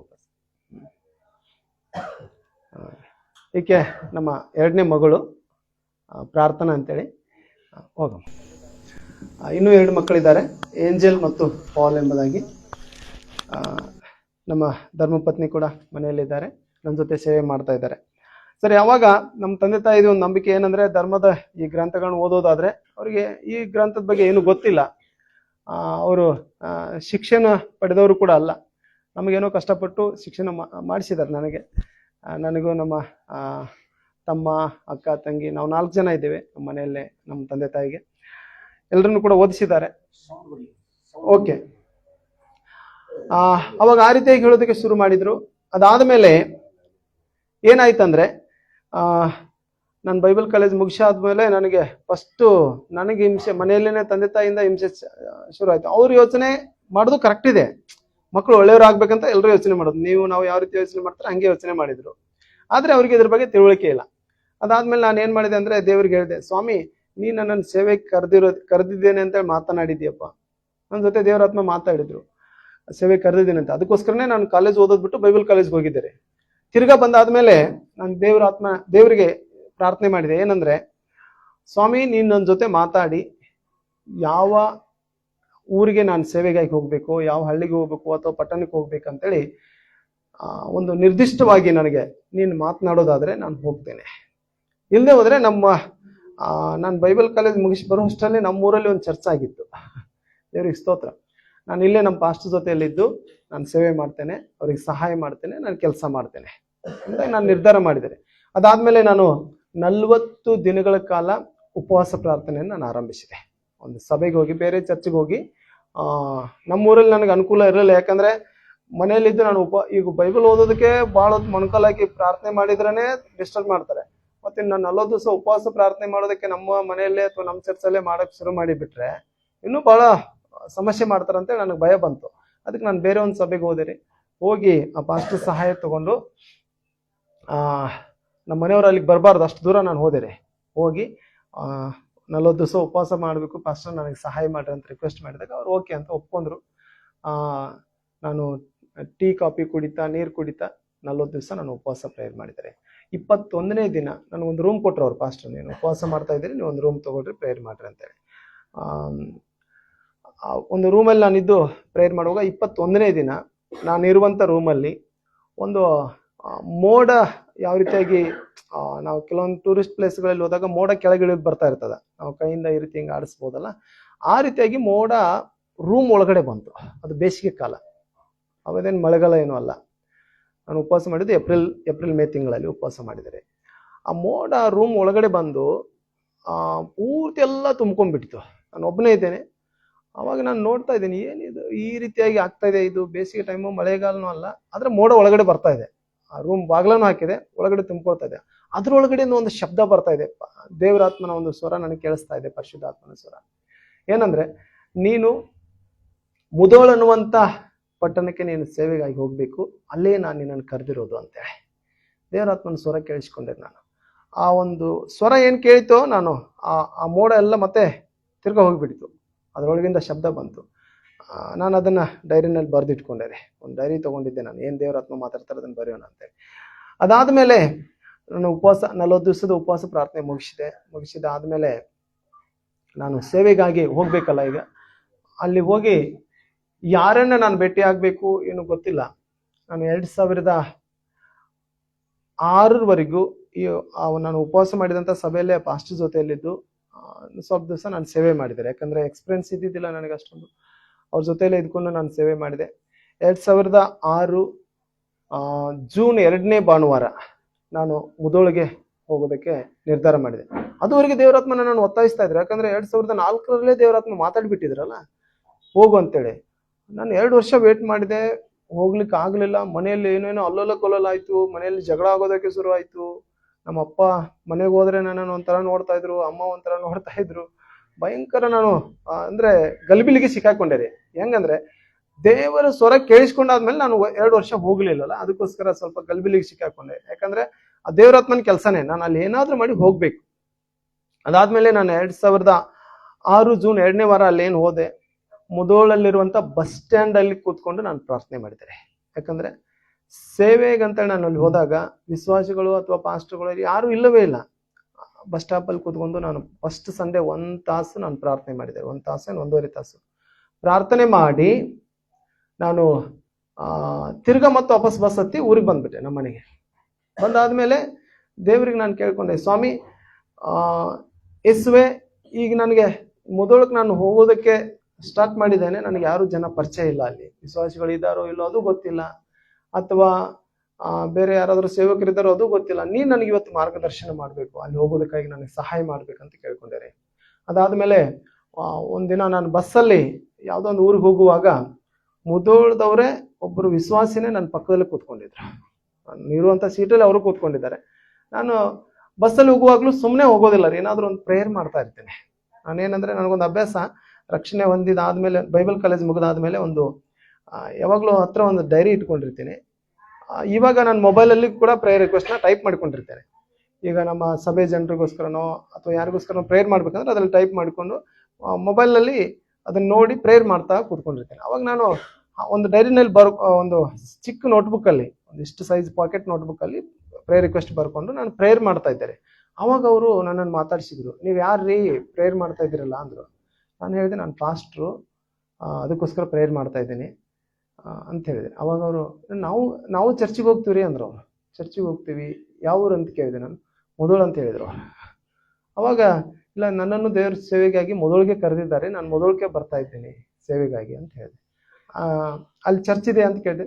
ಇಲ್ಲ ರೀ, ಮುದೋಳಲ್ಲಿ ಚರ್ಚು ಇಲ್ಲ, ಪಾಸ್ಟರ್ಗಳು ಇಲ್ಲ, ಆದರೆ ನಾವು ಬೇರೆ ಊರಿಗೆ ಚರ್ಚಿಗೆ ಹೋಗ್ತೀವಿ, ನಮ್ಮೂರಿಗೆ, ಆದರೆ ರೆಗ್ಯುಲರ್ ಹೋಗಲ್ಲ, ವರ್ಷಕ್ಕೊಮ್ಮೆ ಕ್ರಿಸ್ಮಸ್ಗೆ ಅಥವಾ ಮದುವೆ ಇದ್ದಾಗ ಚರ್ಚಿಗೆ ಹೋಗ್ತೀವಿ. ಇಷ್ಟು ಮಾತ್ರ ನಮ್ಗೆ ಆಗ್ತದೆ. ಅದನ್ನು ಬಿಟ್ಟರೆ ನಮ್ಗೆ ಯಾರೂ ದೇವ್ರ ಸೇವಕರು ಇಲ್ಲದಕ್ಕೆ ನಾವು ಎಲ್ಲಿ ಚರ್ಚಿಗೆ ಹೋಗಲ್ಲ, ಪ್ರೇಯರು ಮಾಡಲ್ಲ. ಅದಕ್ಕಾಗಿ ನೀವು ನಮ್ಮ ಮನೆಗೆ ಬರ್ಬೋದು, ನಾವು ವಿಶ್ವಾಸಿಗಳಂತೇಳಿ ತಕ್ಷಣ ಅವ್ರ ನಂಬರ್ ಕೊಟ್ಟರು, ಮೊಬೈಲ್ ನಂಬರ್ ಕೊಟ್ಟರು. ಅವರ ಮನೆಯವರ ಮೊಬೈಲ್ ನಂಬರ್ ಕೊಟ್ಟರು ಆ ಸಿಸ್ಟ್ರು. ಅದನ್ನು ನಾನು ತೊಗೊಂಡು ನೆಕ್ಸ್ಟ್ ಭಾನುವಾರ ಅವ್ರ ಮನೆಗೇ ಹೋದರೆ. ಭಾನುವಾರ ಮನೆಗೆ ಹೋದಾಗ ಅವ್ರು ಭಾಳ ಖುಷಿ ಆಗಿಬಿಟ್ರು. ಒಬ್ರು ಪಾಸ್ಟರ್ ಸಿಕ್ಕಿದ್ರು ನಮಗೆ, ದೇವ್ರವ್ರಿಗೆ ಮುದೋಳಿಗೆ ಸೇವೆ ಕರೆದಿದ್ದಾರೆ ಅಂತೇಳಿ ಭಾಳ ಖುಷಿ ಆಗಿಬಿಟ್ರು ಅವರು. ಅವಾಗ ನಾನು ಸೇವೆಯನ್ನು ಆರಂಭಿಸಿದೆ. ಅದಾದ್ಮೇಲೆ ನಾನು ದೇವ್ರಿಗೆ ಕೇಳಿದೆ, ಸ್ವಾಮಿ, ಇಷ್ಟಕ್ಕೆ ನನಗೆ ತೃಪ್ತಿ ಆಗಲ್ಲಪ್ಪ, ನೀನು ನನಗೆ ಎಲ್ಲಿ ಹೋಗ್ಬೇಕಂತ, ಇನ್ನೂ ನನಗೆ ಜನರನ್ನ ಯಾರಿಗೆ ಹೋಗಿ ಸ್ವಾರ್ಥ ಹೇಳಬೇಕು ನನಗೆ ತಿಳಿಸ್ಕೊಡು ಅಂತ ನಾನು ಪ್ರಾರ್ಥನೆ ಮಾಡೋದಕ್ಕೆ ಶುರು ಮಾಡಿದ್ದಾರೆ. ಅವಾಗ ಪವಿತ್ರಾತ್ಮನ ಜೊತೆ ಮಾತಾಡಿದ್ರು. ಏನಂದ್ರೆ, ಮುದೋಳ್ ನಗರದಿಂದ ಸ್ವಲ್ಪ ದೂರದಲ್ಲಿ ಒಂದು ಹಳ್ಳಿ ಇದೆ. ಅದ್ರ ಹೆಸರು ರೂಗಿ ಅಂತೇಳಿ, RUGI, ರೂಗಿ RUGI. ಆ ಹಳ್ಳಿಗೆ ನೀನು ಹೋಗು, ನನ್ನ ಜನ ಇದ್ದಾರೆ, ನಿನಗೋಸ್ಕರ ಕಾಯ್ತಾ ಇದ್ದಾರೆ ಅಂತ ಹೇಳಿದ್ರು. ಅವಾಗ ನಾನು ದೇವ್ರ ಸ್ವರ ಕೇಳ್ಕೊಂಡ ತಕ್ಷಣ, ಸ್ವಾಮಿ ನೀನೇ ಮಾತಾಡ್ತಾ ಇದೀಯ ಅಂತಂದೆ ನಾ. ಅವಾಗ ತಿರ್ಗಾ ಇನ್ನೊಂದು ಆವರ್ತಿ ದೇವರತ್ನ ಮಾತಾಡಿದ್ರು. ಹೌದು, ನಾನೇ ಹೇಳ್ತಾ ಇರೋದು, ಅಲ್ಲಿ ಹೋಗು ಅಂತೇಳಿ. ಅವಾಗ ನನ್ನ ಹತ್ರ ಏನು ಮೊಬೈಲ್ನೂ ಇರಲಿಲ್ಲ ರೀ, ಮೊಬೈಲ್ ಇರಲಿಲ್ಲ ಆ ಟೈಮ್ನಲ್ಲಿ. 2006 ಆ ಹಳ್ಳಿಗೆ ನಾನು ಹೋದೆ ರೀ. ದೇವರತ್ನ ಮಾತಾಡಿದಾದ್ಮೇಲೆ ಮೋಸ್ಟ್ಲಿ ಜುಲೈ ತಿಂಗಳು ಅನಿಸ್ತದ ಆ ಹಳ್ಳಿಗೆ ನಾನು ಹೋಗಿರೋದು. ಜುಲೈ ಆಗಸ್ಟಲ್ಲಿ ನಾನು ಹೋಗಿದ್ದೇನೆ. ಅವಾಗ ಅಲ್ಲಿ ಹೋಗುವಾಗ ಆ ಊರ್ ದಾರಿನೂ ಗೊತ್ತಿಲ್ಲ, ಜನರನ್ನ ಕೇಳ್ಕೊಂಡು ಆ ಊರ್ ದಾರಿ ಹಿಡ್ದೆ. ನಾನು ಸೈಕಲ್ ತಗೊಂಡು ಹೋದೆ ರೀ. ಅವಾಗ ಹೋದ ತಕ್ಷಣ ಆ ಊರ್ ದಾರಿಯನ್ನು ಹಿಡಿದ್ವಿ. ದೇವರತ್ಮನ ನಾನು ಮತ್ತೆ ಮಾತಾಡೋದಕ್ಕೆ ಶುರು ಮಾಡಿದ್ರು. ನೀನು ಇದೇ ರೋಡಲ್ಲಿ ಹೋಗ್ಬೇಕಂತೆ, ಇದೇ ರೋಡಲ್ಲಿ ಹೋಗು, ಇದೇ ರೋಡಲ್ಲಿ ಟರ್ನ್ ಆಗು. ಹೆಂಗ್ ಮೊಬೈಲ್ ಲೊಕೇಶನ್ ಹೇಳ್ತಾ ಇರ್ತದಲ್ಲ, ಟರ್ನ್ ಲೆಫ್ಟ್ ಅಂಡ್ ರೈಟ್ ಅಂತೇಳಿ. ಪರಿಶುದ್ಧಾತ್ಮ ಆ ರೀತಿಯಾಗಿ ಮಾತಾಡೋದಕ್ಕೆ ನನಗೆ ಶುರು ಮಾಡಿದ್ರು. ಅದಾದ್ಮೇಲೆ ನಾನು ಒಂದು ಜಾಗಕ್ಕೆ ಹೋದ್ಮೇಲೆ ದೇವರಾತ್ಮ ಮಾತಾಡೋದು ನಿಲ್ಲಿಸಿದ್ರು. ಅವಾಗ ನಾನು ಕೇಳಿದೆ, ಸ್ವಾಮಿ ಇಷ್ಟೊತ್ತು ನನಗೆ ನೀನು ಈ ರೋಡ್ ಸಮೇತ ಹೇಳ್ಕೊಟ್ಟು ಈಗ ಯಾಕೆ ಮಾತಾಡ್ತಾ ಇಲ್ಲ ಅಂತ. ಇಲ್ಲ, ಒಬ್ಬ ವ್ಯಕ್ತಿ ಬರ್ತಾ ಇದೆ, ನಾವು ನೀನು ಮಾತಾಡ್ಸು ಅಂತ ಹೇಳಿದ್ರು. ಅವಾಗ ನಾನು ಮಾತಾಡ್ಸಿದೆ, ನಿಲ್ರಿ ಅಂತಂದೆ. ನಿಂತಾದ್ಮೇಲೆ ನಾನು ಏನ್ ಕೇಳಿದೆ ಅಂದ್ರೆ, ನಾನು ಪಾಸ್ಟ್ರು, ಪ್ರಾರ್ಥನೆ ಮಾಡೋದಕ್ಕಾಗಿ ಈ ಊರಿಗೆ ಬಂದಿದ್ದೇನೆ, ನಮ್ಮ ಜನರು ಇಲ್ಲಿ ಇದ್ದಾರೆ, ಅವ್ರು ಎಲ್ಲಿದ್ದಾರೆ ನನಗೆ ತೋರಿಸು ಅಂತ ಹೇಳಿದೆ ನಾನು. ಯಾಕಂದ್ರೆ ದೇವರಾತ್ಮ ಇದನ್ನೇ ಮಾತಾಡೋದಕ್ಕೆ ಹೇಳಿದ್ರು ನನಗೆ. ಅದನ್ನ ಆ ವ್ಯಕ್ತಿ ಹತ್ರ ಕೇಳಿದರೆ, ಆ ವ್ಯಕ್ತಿ ಇನ್ನೂವರೆಗೂ ಜೀವಂತವಾಗಿದ್ದಾರೆ, ನನಗೆ ತೋರಿಸಿದಂಥ ವ್ಯಕ್ತಿ. ಆ ಜನಗಳು ಇನ್ನೂ ಇದ್ದಾರೆ. ಆ ಊರಿಗೆ ಏನು ಹೋದೆ ಅಲ್ಲ, ಆ ವ್ಯಕ್ತಿನ ಕೇಳಿದ ತಕ್ಷಣ, ನೀವು ಪಾಸ್ಟ್ರ, ಆಯ್ತು ಬರ್ರಿ, ಇಲ್ಲಿ ನಿಮ್ ಜನ ಇದ್ದಾರೆ ಅಂತ ಕರ್ಕೊಂಡು ಹೋಗ್ಬಿಟ್ಟ. ಅವನೇನು ರಕ್ಷಣೆ ಹೊಂದಿಲ್ಲ, ಇನ್ನೂವರೆಗೂ ರಕ್ಷಣೆ ಹೊಂದಿಲ್ಲ. ಅವನಿಗೆ ಸುವಾರ್ತೆ ಹೇಳಿದ್ದೇವೆ, ಅವ್ರ ಮನೆಗೆ ಹೋಗಿ ಪ್ರೇಯರ್ ಮಾಡಿದ್ದೇವೆ. ಆದ್ರೆ ಅವನು ಆ ಜನರ ಹತ್ರ ಕರ್ಕೊಂಡು ಹೋದ. ಅಲ್ಲಿ ಹೋದ್ಮೇಲೆ, ನಾವು ಪಾಸ್ಟರ್ ನಿಮ್ಮ ಊರಿಗೆ ಪ್ರಾರ್ಥನೆಗಾಗಿ ಬಂದಿದ್ದೀವ್ರಿ ಅಂತ ಹೇಳಿದೆ ನಾನು. ಅವಾಗ ಪಾಸ್ಟರ್ ಪ್ರೈಸ್ ಇಲ್ಲ ಬರ್ರಿ ಅಂತ ಹೇಳಿದ್ರು ಅವರು. ಯಾಕ್ರಿ ಅಂದೆ ನಾನು. ನಾವು 2 ತಿಂಗಳಿಂದ ನಿಮಗೋಸ್ಕರ ಪ್ರೇಯರ್ ಮಾಡ್ತಾ ಇದ್ದೀವಿ. 2 ತಿಂಗಳು ಅಲ್ಲಿ ಏನ್ ನಡೆದಿತ್ತಂದ್ರೆ ಘಟನೆ, ಬೇರೆ ಬೆಳಗಾಂ ಜಿಲ್ಲೆಯಿಂದ ಒಬ್ಬ ಅಜ್ಜಿ ಹೋಗಿ ಅವ್ರ ಮನೆಯಲ್ಲಿ ಪ್ರೇಯರ್ ನಡೆಸ್ತಾ ಇದ್ರು. ಅವ್ರು 2 ತಿಂಗಳ ಹಿಂದ್ಗಡೆ ಸತ್ತೋಗಿದ್ರು. 2 ತಿಂಗಳಿಗೊಮ್ಮೆ ಅಲ್ಲಿ ಬಂದು ಪ್ರೇಯರ್ ನಡೆಸ್ತಾ ಇದ್ರು, ಆ ಹಳ್ಳಿಗೆ ಬಂದು. ಅವ್ರು ಸತ್ತೋದ್ಮೇಲೆ ಇವ್ರು ಏನ್ ಪ್ರೇಯರ್ ಮಾಡ್ತಾ ಇದ್ರು ಅಂದ್ರೆ, ಸ್ವಾಮಿ ನಮಗೆ ವಾಕ್ಯ ಹೇಳೋದಕ್ಕಾಗಿ, ಪ್ರಾರ್ಥನೆ ನಡೆಸೋದಕ್ಕಾಗಿ ಯಾರೂ ಇಲ್ಲ. ಅಲ್ಲಿಂದ ಇಲ್ಲಿ ಪಾಸ್ಟರ್ಗಳು ಬರ್ಲಿಕ್ಕೆ ಭಯ ಪಡ್ತಾರೆ. ಮತ್ತೆ ಯಾರೋ ಅಲ್ಲಿ ಸೇವೆಗೆ ಬಂದ್ರು ಆ ಊರಲ್ಲಿ ಬಿಡಲ್ಲ ರೀ. ಮುದೋಳ ಅನ್ನುವಂಥ ಪಟ್ಟಣಕ್ಕೆ ಯಾರೋ ಸೇವೆಗೆ ಬಂದ್ರೆ ಬಿಡಲ್ಲ. ನಾನು ಸೇವೆಗೆ ಬಂದ ತಕ್ಷಣ ಹೋಗ್ತೀನಿ, ನನಗೆ ದೇವರಾತ್ಮ ಮಾತಾಡಿದ್ದಾರೆ, ದರ್ಶನ ಕೊಟ್ಟಿದ್ದಾರೆ ಅಂತ ಹೇಳಿದ ತಕ್ಷಣ ನನಗೆ ಬೆಳಗಾಂ ಜಿಲ್ಲೆಯಲ್ಲಿರುವಂಥ ಸೇವಕರು ಹೇಳಿದ್ದೇನು ಗೊತ್ತ್ರಿ, ತಮ್ಮ ನಿನ್ನ ಕೈಕಾಲೆಲ್ಲ ಶುದ್ಧವಾಗಿದೆ, ಅನಾವಶ್ಯಕವಾಗಿ ಮುರ್ಕೊಳಕ್ ಹೋಗ್ಬೇಡ ಅಂದ್ರು. ಯಾಕ್ರಿ ಅಂದೆ ನಾನು. ಯಾಕ್ರಿ ಅಂದೆ. ನಾವು ಮುದೋಳಕ್ಕೆ ಸೇವೆ ಮಾಡಿ ಬಂದಿದ್ದೇವೆ, ಪ್ರಾಜೆಕ್ಟ್ ತೋರಿಸ್ಲಿಕ್ಕೆ ಹೋಗಿದ್ದೇವೆ, ಕರಪತ್ರ ಹಂಚ್ಲಿಕ್ಕೆ ಹೋಗಿದ್ದೇವೆ. ನಮ್ಮ ಕಲ್ಲಿನಿಂದ ಹೊಡೆದು, ಕಟ್ಟಿಗೆಯಿಂದ ಹೊಡೆದು, ನಮ್ಮನ್ನು ಏನೇನೋ ಕೈ ಮುರಿದು, ಕಾಲ್ ಮುರಿದು, ನಮ್ಮ ಪ್ರಾಜೆಕ್ಟರ್ ಎಲ್ಲ ಬ್ರೇಕ್ ಮಾಡಿ ಮುರಿದು ಎಲ್ಲ ನಾಶ ಮಾಡಿ ಕಳಿಸಿದಾರೆ ನಮಗ. ನಾವು ಅಲ್ಲಿ ಹೋದ್ರೆ ಯಾವಾಗೂ ನಕ್ಕೊಂತ ತಿರುಗಿ ಬರಲಿಲ್ಲ. ಬಹಳ ಕೆಟ್ಟ ಅನುಭವ ನಮಗಾಗಿದೆ. ಅಲ್ಲಿ ಹೋಗೋದೇ ಬೇಡ ಅಂತ ನಾವು ತೀರ್ಮಾನ ಮಾಡಿದ್ದೇವೆ. ನೀನ್ ಯಾಕಪ್ಪ ಅಲ್ಲಿ ಹೋಗ್ತಾ ಇದೀಯಾ, ನಿನ್ ತಲೆ ಸರಿ ಇದೆಯಲ್ಲ ಅಂತ ಕೇಳಿದ್ರು ನನಗೆ. ಅವಾಗ ನೋಡ್ರಿ, ದೇವರಾತ್ಮ ಎಷ್ಟು ಕರೆಕ್ಟಾಗಿ ನಡೆಸ್ತಾರ ಅಂದ್ರೆ, ನಾನು ಹೋಗೋಕ್ ಮುಂಚೆ ಅಲ್ಲಿ ಯಾರು ಪಾಸ್ಟರ್ನೂ ಇಲ್ಲ ರೀ, ಯಾವ ಸಭೆಗಳನ್ನೂ ಇಲ್ಲ. ಅಲ್ಲಿಗೆ ನನ್ನ ದೇವರಾತ್ಮ ಕರ್ಕೊಂಡೋಗಿದ್ದಾರೆ. ಆ ಒಂದು ಹಳ್ಳಿಗೆ ನಾನು ಹೋದೆ. ಅವ್ರು ಬಹಳ ಖುಷಿಯಿಂದ, ನನ್ನ ಸಂತೋಷದಿಂದ ಸ್ವೀಕಾರ ಮಾಡಿದ್ರು. ನಾವು 2 ತಿಂಗಳಿಂದ ಪ್ರಾರ್ಥನೆ ಮಾಡ್ತಾ ಇದೀವಿ, ನಮ್ಮ ಅಜ್ಜಿ ಸತ್ತೋಗಿದ್ದಾರೆ, ಯಾರಾದ್ರೂ ಒಬ್ರು ಸೇವಕರನ್ನ ಕಳಿಸ್ ಸ್ವಾಮಿ, ನಮಗೆ ಪ್ರಾರ್ಥನೆ ನಡೆಸೋದಕ್ಕಾಗಿ ಅಂತ ನಾವು ಪ್ರಾರ್ಥನೆ ಮಾಡ್ತಾ ಇದೀವಿ, ದೇವ್ರು ನಮ್ಮ ಪ್ರಾರ್ಥನೆ ಕೇಳಿದಾರೆ ಅಂತ ಅವ್ರಿಗೆ ಸಂತೋಷ ಆಯ್ತು. ಆಮೇಲೆ ನನಗೂ ಸಂತೋಷ ಆಗ್ಲಾರ್ದ ಇರುತ್ತಾ, ದೇವರಾತ್ಮನಾಗ ಮಾತಾಡಿ ಕಳಿಸಿದ್ದಾರೆ. ಅವಾಗ ಅಂದ್ರೆ ಈ ರೀತಿಯಾದಂತ ಅನುಭವಕ್ಕೆ ನೀವು ಎಷ್ಟು ಮಂದಿ ಬಂದಿದ್ದೀರೋ ಗೊತ್ತಿಲ್ಲ. ದೇವರಾತ್ಮ ನನ್ನನ್ನು ಮಾತ್ರ ಆ ರೀತಿ ಅನುಭವಕ್ಕೆ ನಡೆಸಿದ್ದಾರೆ. ವಿತೌಟ್ ಲೊಕೇಶನ್ ದೇವ್ರು ನನ್ನನ್ನು ಅಲ್ಲಿ ನಡ್ಸ್ಕೊಂಡು ಹೋಗಿದ್ದಾರೆ. ಆ ಜನಗಳು ಇನ್ನೂ ಕೂಡ ಸಭೆಗೆ ಬರ್ತಾರೆ, ಸಭೆಯಲ್ಲೇ ಇದ್ದಾರೆ. ಅದಾದ್ಮೇಲೆ 2006ರಿಂದ ಅಲ್ಲಿ ನಾನು ಆ ಹಳ್ಳಿಯಲ್ಲಿ ಸೇವೆ ಸ್ಟಾರ್ಟ್ ಮಾಡಿದರೆ 2011ವರೆಗೂ ಕೂಡ ಅದೇ ಹಳ್ಳಿಯಲ್ಲಿ ನಾವು ಆರಾಧನೆ, ಭಾನುವಾರ ಆರಾಧನೆ ನಡೆಸ್ತಾ ಇದ್ದೀವಿ, ಕರ್ತನ ಭೋಜನ ಕೊಡ್ತಾ ಇದ್ದೀವಿ. ಮತ್ತು 2011ವರೆಗೂ ಸುಮಾರು 45ರಿಂದ 50 ಜನಕ್ಕೆ ಅಲ್ಲಿ ನಾವು ಅದೇ ಹಳ್ಳಿಯಲ್ಲಿ ಬ್ಯಾಪ್ಟಿಸಮ್ ಕೂಡ ಕೊಟ್ಟಿವಿ, ದೀಕ್ಷಾ ಸ್ನಾನ ಕೊಟ್ಟಿದ್ವಿ. ಅದಾದ್ಮೇಲೆ 2011 8ನೇ ತಿಂಗಳಿನ 21ನೇ ದಿನ ಭಾನುವಾರ ಆಗಿತ್ತು. ಅವತ್ತು ಏನ್ ನಡೀತಂದ್ರೆ, ನಾವು ಕರ್ತನ ಭೋಜನ ಸಂಡೆ ಅಂತ ಅವತ್ತು ನಾವು ಮಾಡಿದ್ವಿ. ಆ ಭಾನುವಾರ ನಾವು ಕರ್ತನ ಭೋಜನ ಕೊಡ್ತಾ ಇದ್ದೀವಿ. ಅವಾಗ ಆ ಒಂದು 4-5 ವರ್ಷ ನಾನು ಏನ್ ಸೇವೆ ಮಾಡಿದ್ನೋ ಅವಾಗ RSS ಅವ್ರು ನಮ್ಮನ್ನು ಗಮನಿಸ್ತಾನೆ ಇದ್ರು. ಕ್ರೈಸ್ತ ವಿರೋಧಿ ಸಂಘಟನೆಯವರು, ನಾನು ಬಿಟ್ಟು ಬಂದಂತ ಸಂಘಟನೆಯವರು ನಮ್ಮನ್ನು ಗಮನಿಸ್ತಾನೆ ಇದ್ರು ಯಾವಾಗ್ಲೂ. ಅವಾಗ ಅವರು ಆ ಭಾನುವಾರ ನಮ್ಮನ್ನ ಟಾರ್ಗೆಟ್ ಮಾಡಿದ್ರು. ಸುಮಾರು ಒಂದು 35 ಜನ ಸೇರಿ ಅಲ್ಲಿ ಬಂದ್ರು. ನಮ್ಮ ಸಭೆಯಲ್ಲಿದ್ದವರು 60ರಿಂದ 70 ಮಂದಿ ಇದ್ವಿ. ಅವತ್ತು ನಾವು ಆರಾಧನೆ ಮಾಡೋದಕ್ಕಾಗಿ ಕೂಡಿದ್ವಿ. ದೊಡ್ಡವರೇ ಒಂದು 50 ಮೇಲೆ ಇದ್ರು, ಮಕ್ಕಳೊಂದು 10ರಿಂದ 20 ಮಂದಿ ಮಕ್ಕಳಿದ್ರು, ಚಿಕ್ಕ ಮಕ್ಕಳು. ಅದ್ರಲ್ಲಿ ನೋಡ್ರಿ, ನಾವು ದೇವರ ಆತ್ಮನಿಂದ ನಡೆಸಲ್ಪಟ್ಟು ಸೇವೆ ಮಾಡುವಾಗ, ನಿಜವಾಗ್ಲೂ ಕರ್ತನ ರಾಜ್ಯವನ್ನು ನಾವು ಕಟ್ಟುವಾಗ ನಮ್ಮ ಜೊತೆಯಲ್ಲಿ ಯಾರು ಇರ್ತಾರೆ ಅಂತ ನಿಮಗೆ ಇವಾಗ ಅರ್ಥ ಆಗ್ತದೆ. ನೀವು ಏನು ಈ ಸಾಕ್ಷಿ ಕೇಳ್ತಾ ಇದ್ರಿ ಇವತ್ತು, ನಿಜವಾಗ್ಲೂ ಯೇಸು ಸ್ವಾಮಿ ನಮ್ಮ ಜೊತೆಗಿರ್ತಾರೆ ಅನ್ನುವಂಥ ಅನುಭವ ನಿಮಗಾಗ್ತದೆ. ದೇವರ ಆತ್ಮ ನಿಮ್ಮ ಜೊತೆ ನಿಜವಾಗ್ಲೂ ಮಾತಾಡ್ತಾ ಇದ್ದಾರೆ. ಆಮೇನ್. ದೇವ್ರಿಗೆ ಸ್ತೋತ್ರ. ಆ ದಿನ ಅವ್ರಿಗಿಂತ ನಮ್ಮ ಜನನೇ ಜಾಸ್ತಿ ಇದ್ದಾರೆ. ಅವ್ರು ಬಂದು ಗಲಾಟೆ ಮಾಡೋದಕ್ಕೆ ಏನು ಆರಂಭಿಸಿದ್ರು, ಇಲ್ಲಿ ನೀವು ಕನ್ವರ್ಟ್ ಮಾಡ್ತಾ ಇದ್ದೀರಿ, ಅದು ಮಾಡ್ತಾ ಇದ್ದೀರಿ, ಇದು ಮಾಡ್ತಾ ಇದ್ದೀರಿ, ಎಲ್ಲಿದ ನಿಮ್ಮ ಪಾಸ್ಟರ್ ಅವ್ನು ಹೊಡಿತೀವಿ ಅಂತೇಳಿ ಏನು ಅವ್ರು ಕೂಗಾಡೋದಕ್ಕೆ ಶುರು ಮಾಡಿದ್ರು. ನಮ್ಮ ಜನ ಎಲ್ಲ ಒಬ್ಬೊಬ್ರು ನಿಧಾನಕ ಪಾಸ್ ಆಗಕ್ಕೆ ಶುರು ಮಾಡಿಬಿಟ್ರು. ಒಬ್ಬೊಬ್ರು ಹೊರಗಡೆ ಹೋಗ್ತಾ ಇದ್ದಾರೆ, ನಿಧಾನಕ್ಕೆ ಹೋಗ್ತಾ ಇದ್ದಾರೆ ಒಬ್ಬೊಬ್ರು, ನಾನು ನೋಡ್ತಾ ಇದ್ದೀನಿ. ಅವಾಗ 2010ರಲ್ಲಿ ನನಗೆ ಮದುವೆ ಆಗಿತ್ತು. ನಮ್ಮ ದೊಡ್ಡ ಮಗಳು ಮಾತ್ರ ಇದ್ದಳು, 8 ತಿಂಗಳಾಗಿತ್ತು ಆಕೆಗೆ. ದೊಡ್ಡ ಮಗಳಿಗೆ 8 ತಿಂಗಳಾಗಿತ್ತು. ಅವಾಗ ಎಲ್ಲರೂ ಹೋಗ್ಬಿಟ್ರು. ಉಳಿದಿರೋದು ನಾನು, ನಮ್ಮ ಮಿಸ್ಸಸ್, ನಮ್ಮ ಮಗಳು ಮಾತ್ರ ಅಲ್ಲೇ ಆ ಮನೆಯಲ್ಲಿ. ಅವಾಗ ಏನು ನಡೀತಂದ್ರೆ, ಅವ್ರು ಒಳಗಡೆ ಬಂದರು, ನನ್ನನ್ನು ಎಳ್ಕೊಂಡು ಹೋಗಿಬಿಟ್ರು ಹೊರಗಡೆ ಹೋಗಿ 35 ಜನ ವೆಲ್ ಟ್ರೈನ್ಡ್, ಅಂದರೆ ತುಂಬ ಒಳ್ಳೆಯ ರೀತಿಯಲ್ಲಿ ಅವ್ರಿಗೆ ಬಡಿ ತರಬೇತಿ ಆಗಿದೆ RSSನಿಂದ. ನನಗೂ ಕೂಡ ಆ ತರಬೇತಿ ಆಗಿದೆ. ಒಬ್ಬ ವ್ಯಕ್ತಿಗೆ ಕೆಲವೊಂದು ಜಾಗಗಳನ್ನು ಅವ್ರು ಹೇಳಿಕೊಡ್ತಾರೆ. ಅಷ್ಟು ಡೀಪ್ ಆಗಿ ನನಗೆ ಟ್ರೈನಿಂಗ್ ಆಗಲಿಲ್ಲ. ಆರಂಭದಲ್ಲಿ ಒಂದು 6 ತಿಂಗಳಲ್ಲೇ ನಾನು ಅದನ್ನು ರಕ್ಷಣೆ ಹೊಂದಿದ ತಕ್ಷಣ ನಾನು ಅದನ್ನು ಬಿಟ್ಟು ಬಂದೆ ರೀ. ಅವಾಗ ಅವ್ರಿಗೆ ಹೊಡೆಯೋದನ್ನು ಹೇಳಿಕೊಟ್ಟಿರ್ತಾರೆ ಚೆನ್ನಾಗಿ, ಯಾವ ರೀತಿ ಹೊಡಿಬೇಕು, ವ್ಯಕ್ತಿ ನರಗಳೆಲ್ಲ ಯಾವ ರೀತಿಯಾಗಿ ಸಡಿಲಾಗ್ತದೆ, ಅವನ್ನ ನಡೆದಾಡಬಾರ್ದಂದ್ರೆ ಯಾವ ಜಾಗಕ್ಕೆ ಹೊಡಿಬೇಕಂತ ಚೆನ್ನಾಗಿ ಟ್ರೈನಿಂಗ್ ಮಾಡಿಸಿರ್ತಾರೆ. ಆ ಒಂದು ತರಬೇತಿ ನನಗೆ ಆಗಿರೋದನ್ನೇ ನನಗೆ ಅರ್ಥ ಆಯ್ತು, ಒಳ್ಳೆ ಟ್ರೈನಿಂಗ್ ಆಗಿದೆಯಪ್ಪ ಅಂತೇಳಿ. ಯಾವಾಗ ಅರ್ಥ ಆಯ್ತು ಅಂದ್ರೆ ಅವ್ರು ಹೊಡಿಯೋದಕ್ಕೆ ಶುರು ಮಾಡಿದ ಮೇಲೆ, ಅವಾಗ ಅವರು ಭಯಂಕರ ಹೊಡಿತಾ ಇದ್ದಾರೆ. 35 ಜನ ಸೇರಿ ಹೊಡಿತಾ ಇದ್ದಾರೆ. ಆದ್ರೆ ಆ ಹೊಡೆಯುವಾಗ ಯೇಸು ಕ್ರಿಸ್ತನು ನನ್ನ ಜೊತೆ ಇರುವಂತ ಅನುಭವ ನನಗಾಯ್ತು. ಏನ್ ಅನುಭವ ಆಯ್ತಂದ್ರೆ, ಅವರು ಸೂಕ್ಷ್ಮ ಜಾಗಕ್ಕೆ ಏನು ಹೊಡೆಯೋದಕ್ಕೆ ಬರ್ತಾರೋ ಅವಾಗ ನನಗೆ ಶಬ್ದ ಬರ್ತಾ ಇದೆ. ಈ ರೀತಿ ಹೊಡೆದಿರೋ ಶಬ್ದ ಬರ್ತದೆ. ನಾನು ಸುಮ್ಮನೆ ಹೊಡೆದು ತೋರಿಸ್ತಾ ಇದ್ದೇನೆ ಅಷ್ಟೇ. ಅದ್ರ ಜೋರಾಗಿ ಶಬ್ದ ಬರ್ತದೆ ಮುಖದ ಮೇಲೆ. ಇಲ್ಲಿ ಬಂದ ತಕ್ಷಣ ಅವ್ರೇನಂದ್ರೆ ಕೆಲವು ಪಂಚುಗಳನ್ನೆಲ್ಲ, ಕೆಬ್ಬಣದ ಪಂಚುಗಳನ್ನೆಲ್ಲ ಕೈಲಿ ಹಾಕಿ ಯೂಸ್ ಮಾಡ್ತಾ ಇದ್ದಾರೆ ಅದು ಹೊಡೆಯೋದಕ್ಕಾಗಿ.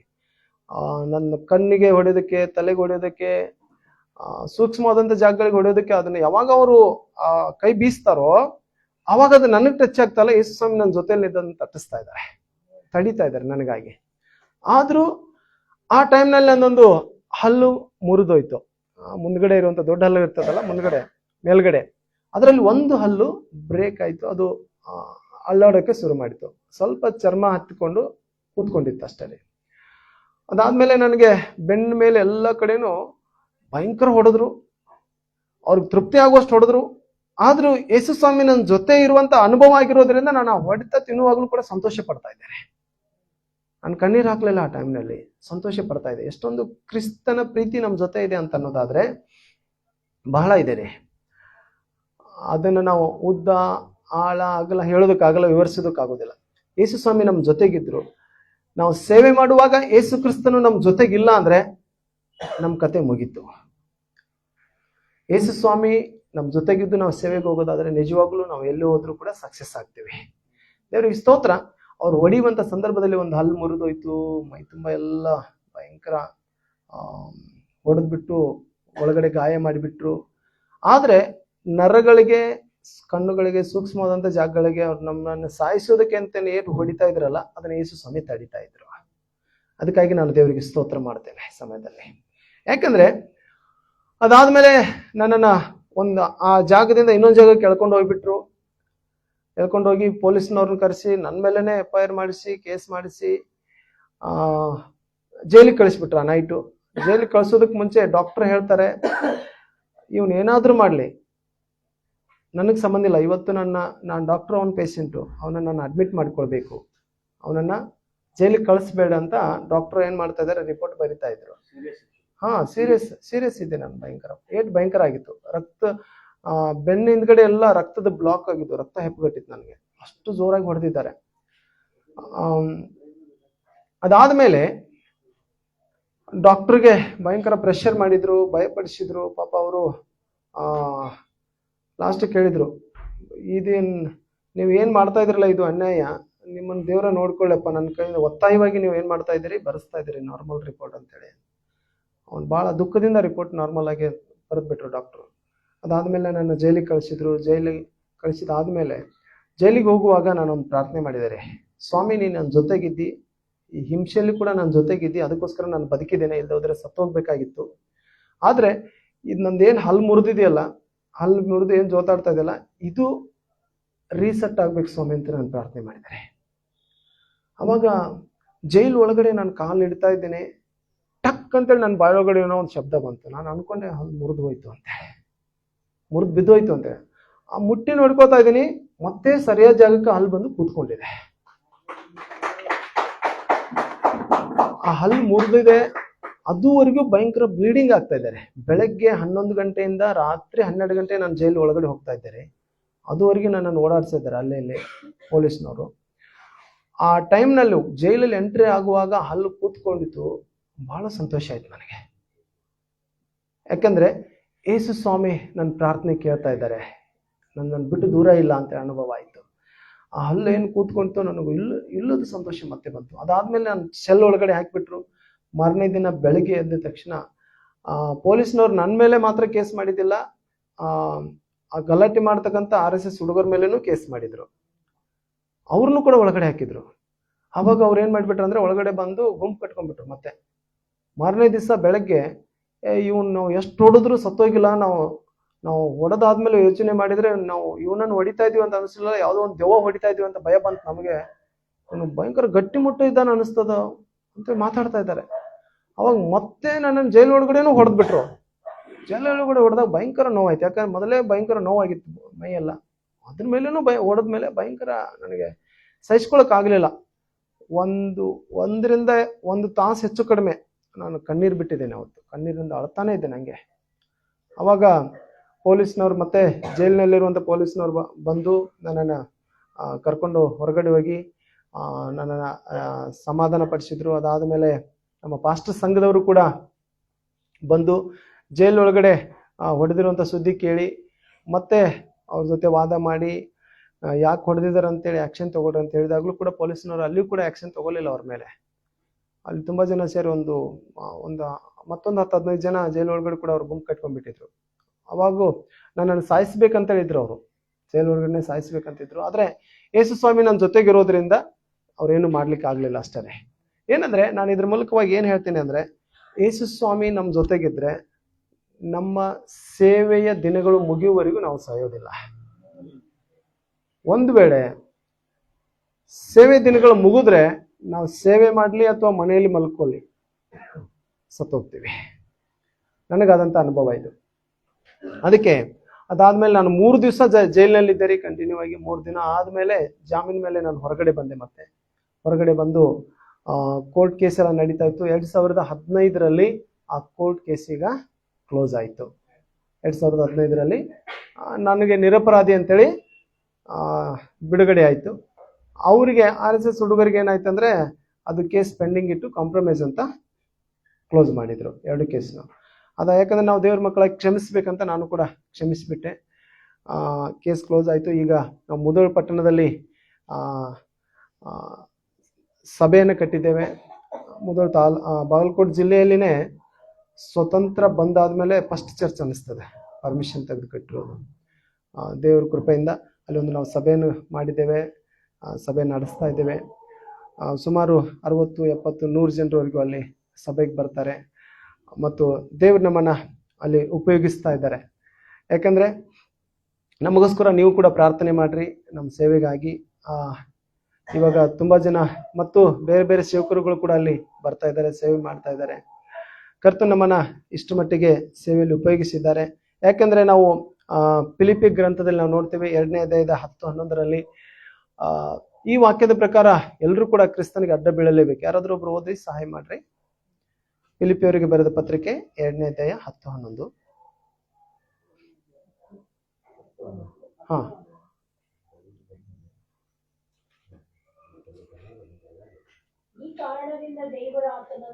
ಹಾ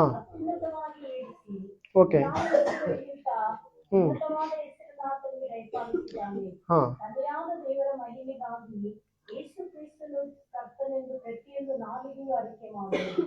ಓಕೆ. ದೇವರಿಗೆ ಸ್ತೋತ್ರ. ಯೇಸು ಕ್ರಿಸ್ತನು ಕರ್ತನೆಂದು ಪ್ರತಿಯೊಂದು ನಾಲಿಗೆಯೂ ಅರಿಕೆ ಮಾಡುವರು. ಅದಕ್ಕಾಗಿ ನಾನು ದೇವರಿಗೆ ಸ್ತೋತ್ರ ಮಾಡುತ್ತೇನೆ. ಯಾಕಂದ್ರೆ ನಮ್ಮ ಒಂದು ದರ್ಶನ ಏನಂದ್ರೆ ಎಲ್ಲಾ ಜನಗಳು ರಕ್ಷಣೆ ಹೊಂದಬೇಕು, ಒಬ್ಬನು ಕೂಡ ನರಕಕ್ಕೆ ಹೋಗಬಾರ್ದು ಅನ್ನೋದು. ಆ ಒಂದು ಭಾರದಿಂದ ದೇವರು ನಮ್ಮನ್ನ ನಡೆಸ್ತಾ ಇದ್ದಾರೆ. ಆ ಒಂದು ಕ್ರಿಸ್ತನ ಒಂದು ರಕ್ತದಿಂದ ದೇವರು ನನ್ನನ್ನ ತೊಳೆದು ಶುದ್ಧ ಮಾಡಿ ಪಾಪಿಯಾದಂಥ ನನ್ನನ್ನು ಕರುಣಿಸಿ ದೇವರು ರಕ್ಷಣೆ ಕೊಟ್ಟು ನನ್ನನ್ನು ರಕ್ಷಣೆ ಮಾರ್ಗದಲ್ಲಿ ನಡೆಸಿದ್ದಾರೆ. ಭಯಂಕರ ವಿರೋಧಿಯಾಗಿದ್ದಂಥ ನನ್ನನ್ನು ದೇವರು ಪ್ರೀತಿ ಮಾಡಿದ್ದಾರೆ. ಆತನ ಸೇವಕನಿಗೆ ಕಲ್ಲು ಹೊಡೆಯುವುದಕ್ಕೆ ಹೋದಂಥ ನನ್ನನ್ನು ಯೇಸು ಸ್ವಾಮಿ ಮುದ್ದಿಟ್ಟಿದ್ದಾರೆ. ಅದು ಕ್ರಿಸ್ತನ ಪ್ರೀತಿ ಬಹಳ ದೊಡ್ಡದಾಗಿದೆ ಪ್ರಿಯರೇ. ಯಾಕಂದ್ರೆ ನಾನು ಯಾವ ರೀತಿಯಾಗಿ ರಕ್ಷಣೆ ಹೊಂದಿದ್ದೇನೆ ಅನ್ನೋದಕ್ಕಿಂತ, ನಾನು ಯಾವ ರೀತಿಯಾಗಿ ಸೇವೆ ಮಾಡ್ತಾ ಇದ್ದೇನೆ ಅನ್ನೋದಕ್ಕಿಂತ ಕ್ರಿಸ್ತನ ಪ್ರೀತಿ ಬಹಳ ದೊಡ್ಡದು. ಆತನ ನಾಮಕ್ಕೆ ಎಲ್ಲರೂ ಕೂಡ ಅಡ್ಡ ಬೀಳಲೇಬೇಕು. ಏನಂದ್ರೆ ಇವಾಗ ಅಡ್ಡ ಬಿದ್ದಿಲ್ಲ ಅಂದ್ರೂ ಯೇಸು ಸ್ವಾಮಿ 2ನೇ ಬರೋಣದಲ್ಲಿ ಆದ್ರೂ ಎಲ್ಲರೂ ಕೂಡ ಅಡ್ಡ ಬೀಳ್ತಾರೆ. ಆಮೇನ್. ಅದಕ್ಕಾಗಿ ದೇವರು ನನ್ನನ್ನ ತನ್ನ ಕೃಪೆಯಿಂದ ರಕ್ಷಣೆ ಮಾಡಿ ತನ್ನ ಪ್ರೀತಿಯಿಂದ ನನ್ನನ್ನು ಆಧರಿಸಿ ನನ್ನನ್ನು ಅಪ್ಪಿಕೊಂಡು ನಡೆಸಿದ್ದಾರೆ. ಅದಕ್ಕಾಗಿ ನಾನು ದೇವರಿಗೆ ಸ್ತೋತ್ರ ಮಾಡ್ತೇನೆ. ಅದಾದ್ಮೇಲೆ ಆ ಹಿಂಸೆ ಟೈಮ್ನಲ್ಲಿ ನನಗೆ ಆ ಬೆನ್ನ ಹಿಂದ್ಗಡೆ ಎಲ್ಲ ರಕ್ತ ಹೆಪ್ಪುಗಟ್ಟಿತ್ರಿ ಭಾಳ ಕಡೆನು. ಈಗ 1.5 ವರ್ಷದ ಹಿಂದ್ಗಡೆ ನಾನು 7 ದಿನಗಳ ಕಾಲ ಉಪವಾಸ ಪ್ರಾರ್ಥನೆ ಮಾಡಿದಾಗ ದೇವರು ಅದನ್ನ ಪೂರ್ತಿಯಾಗಿ ಬಿಡುಗಡೆ ಕೊಟ್ಟರು.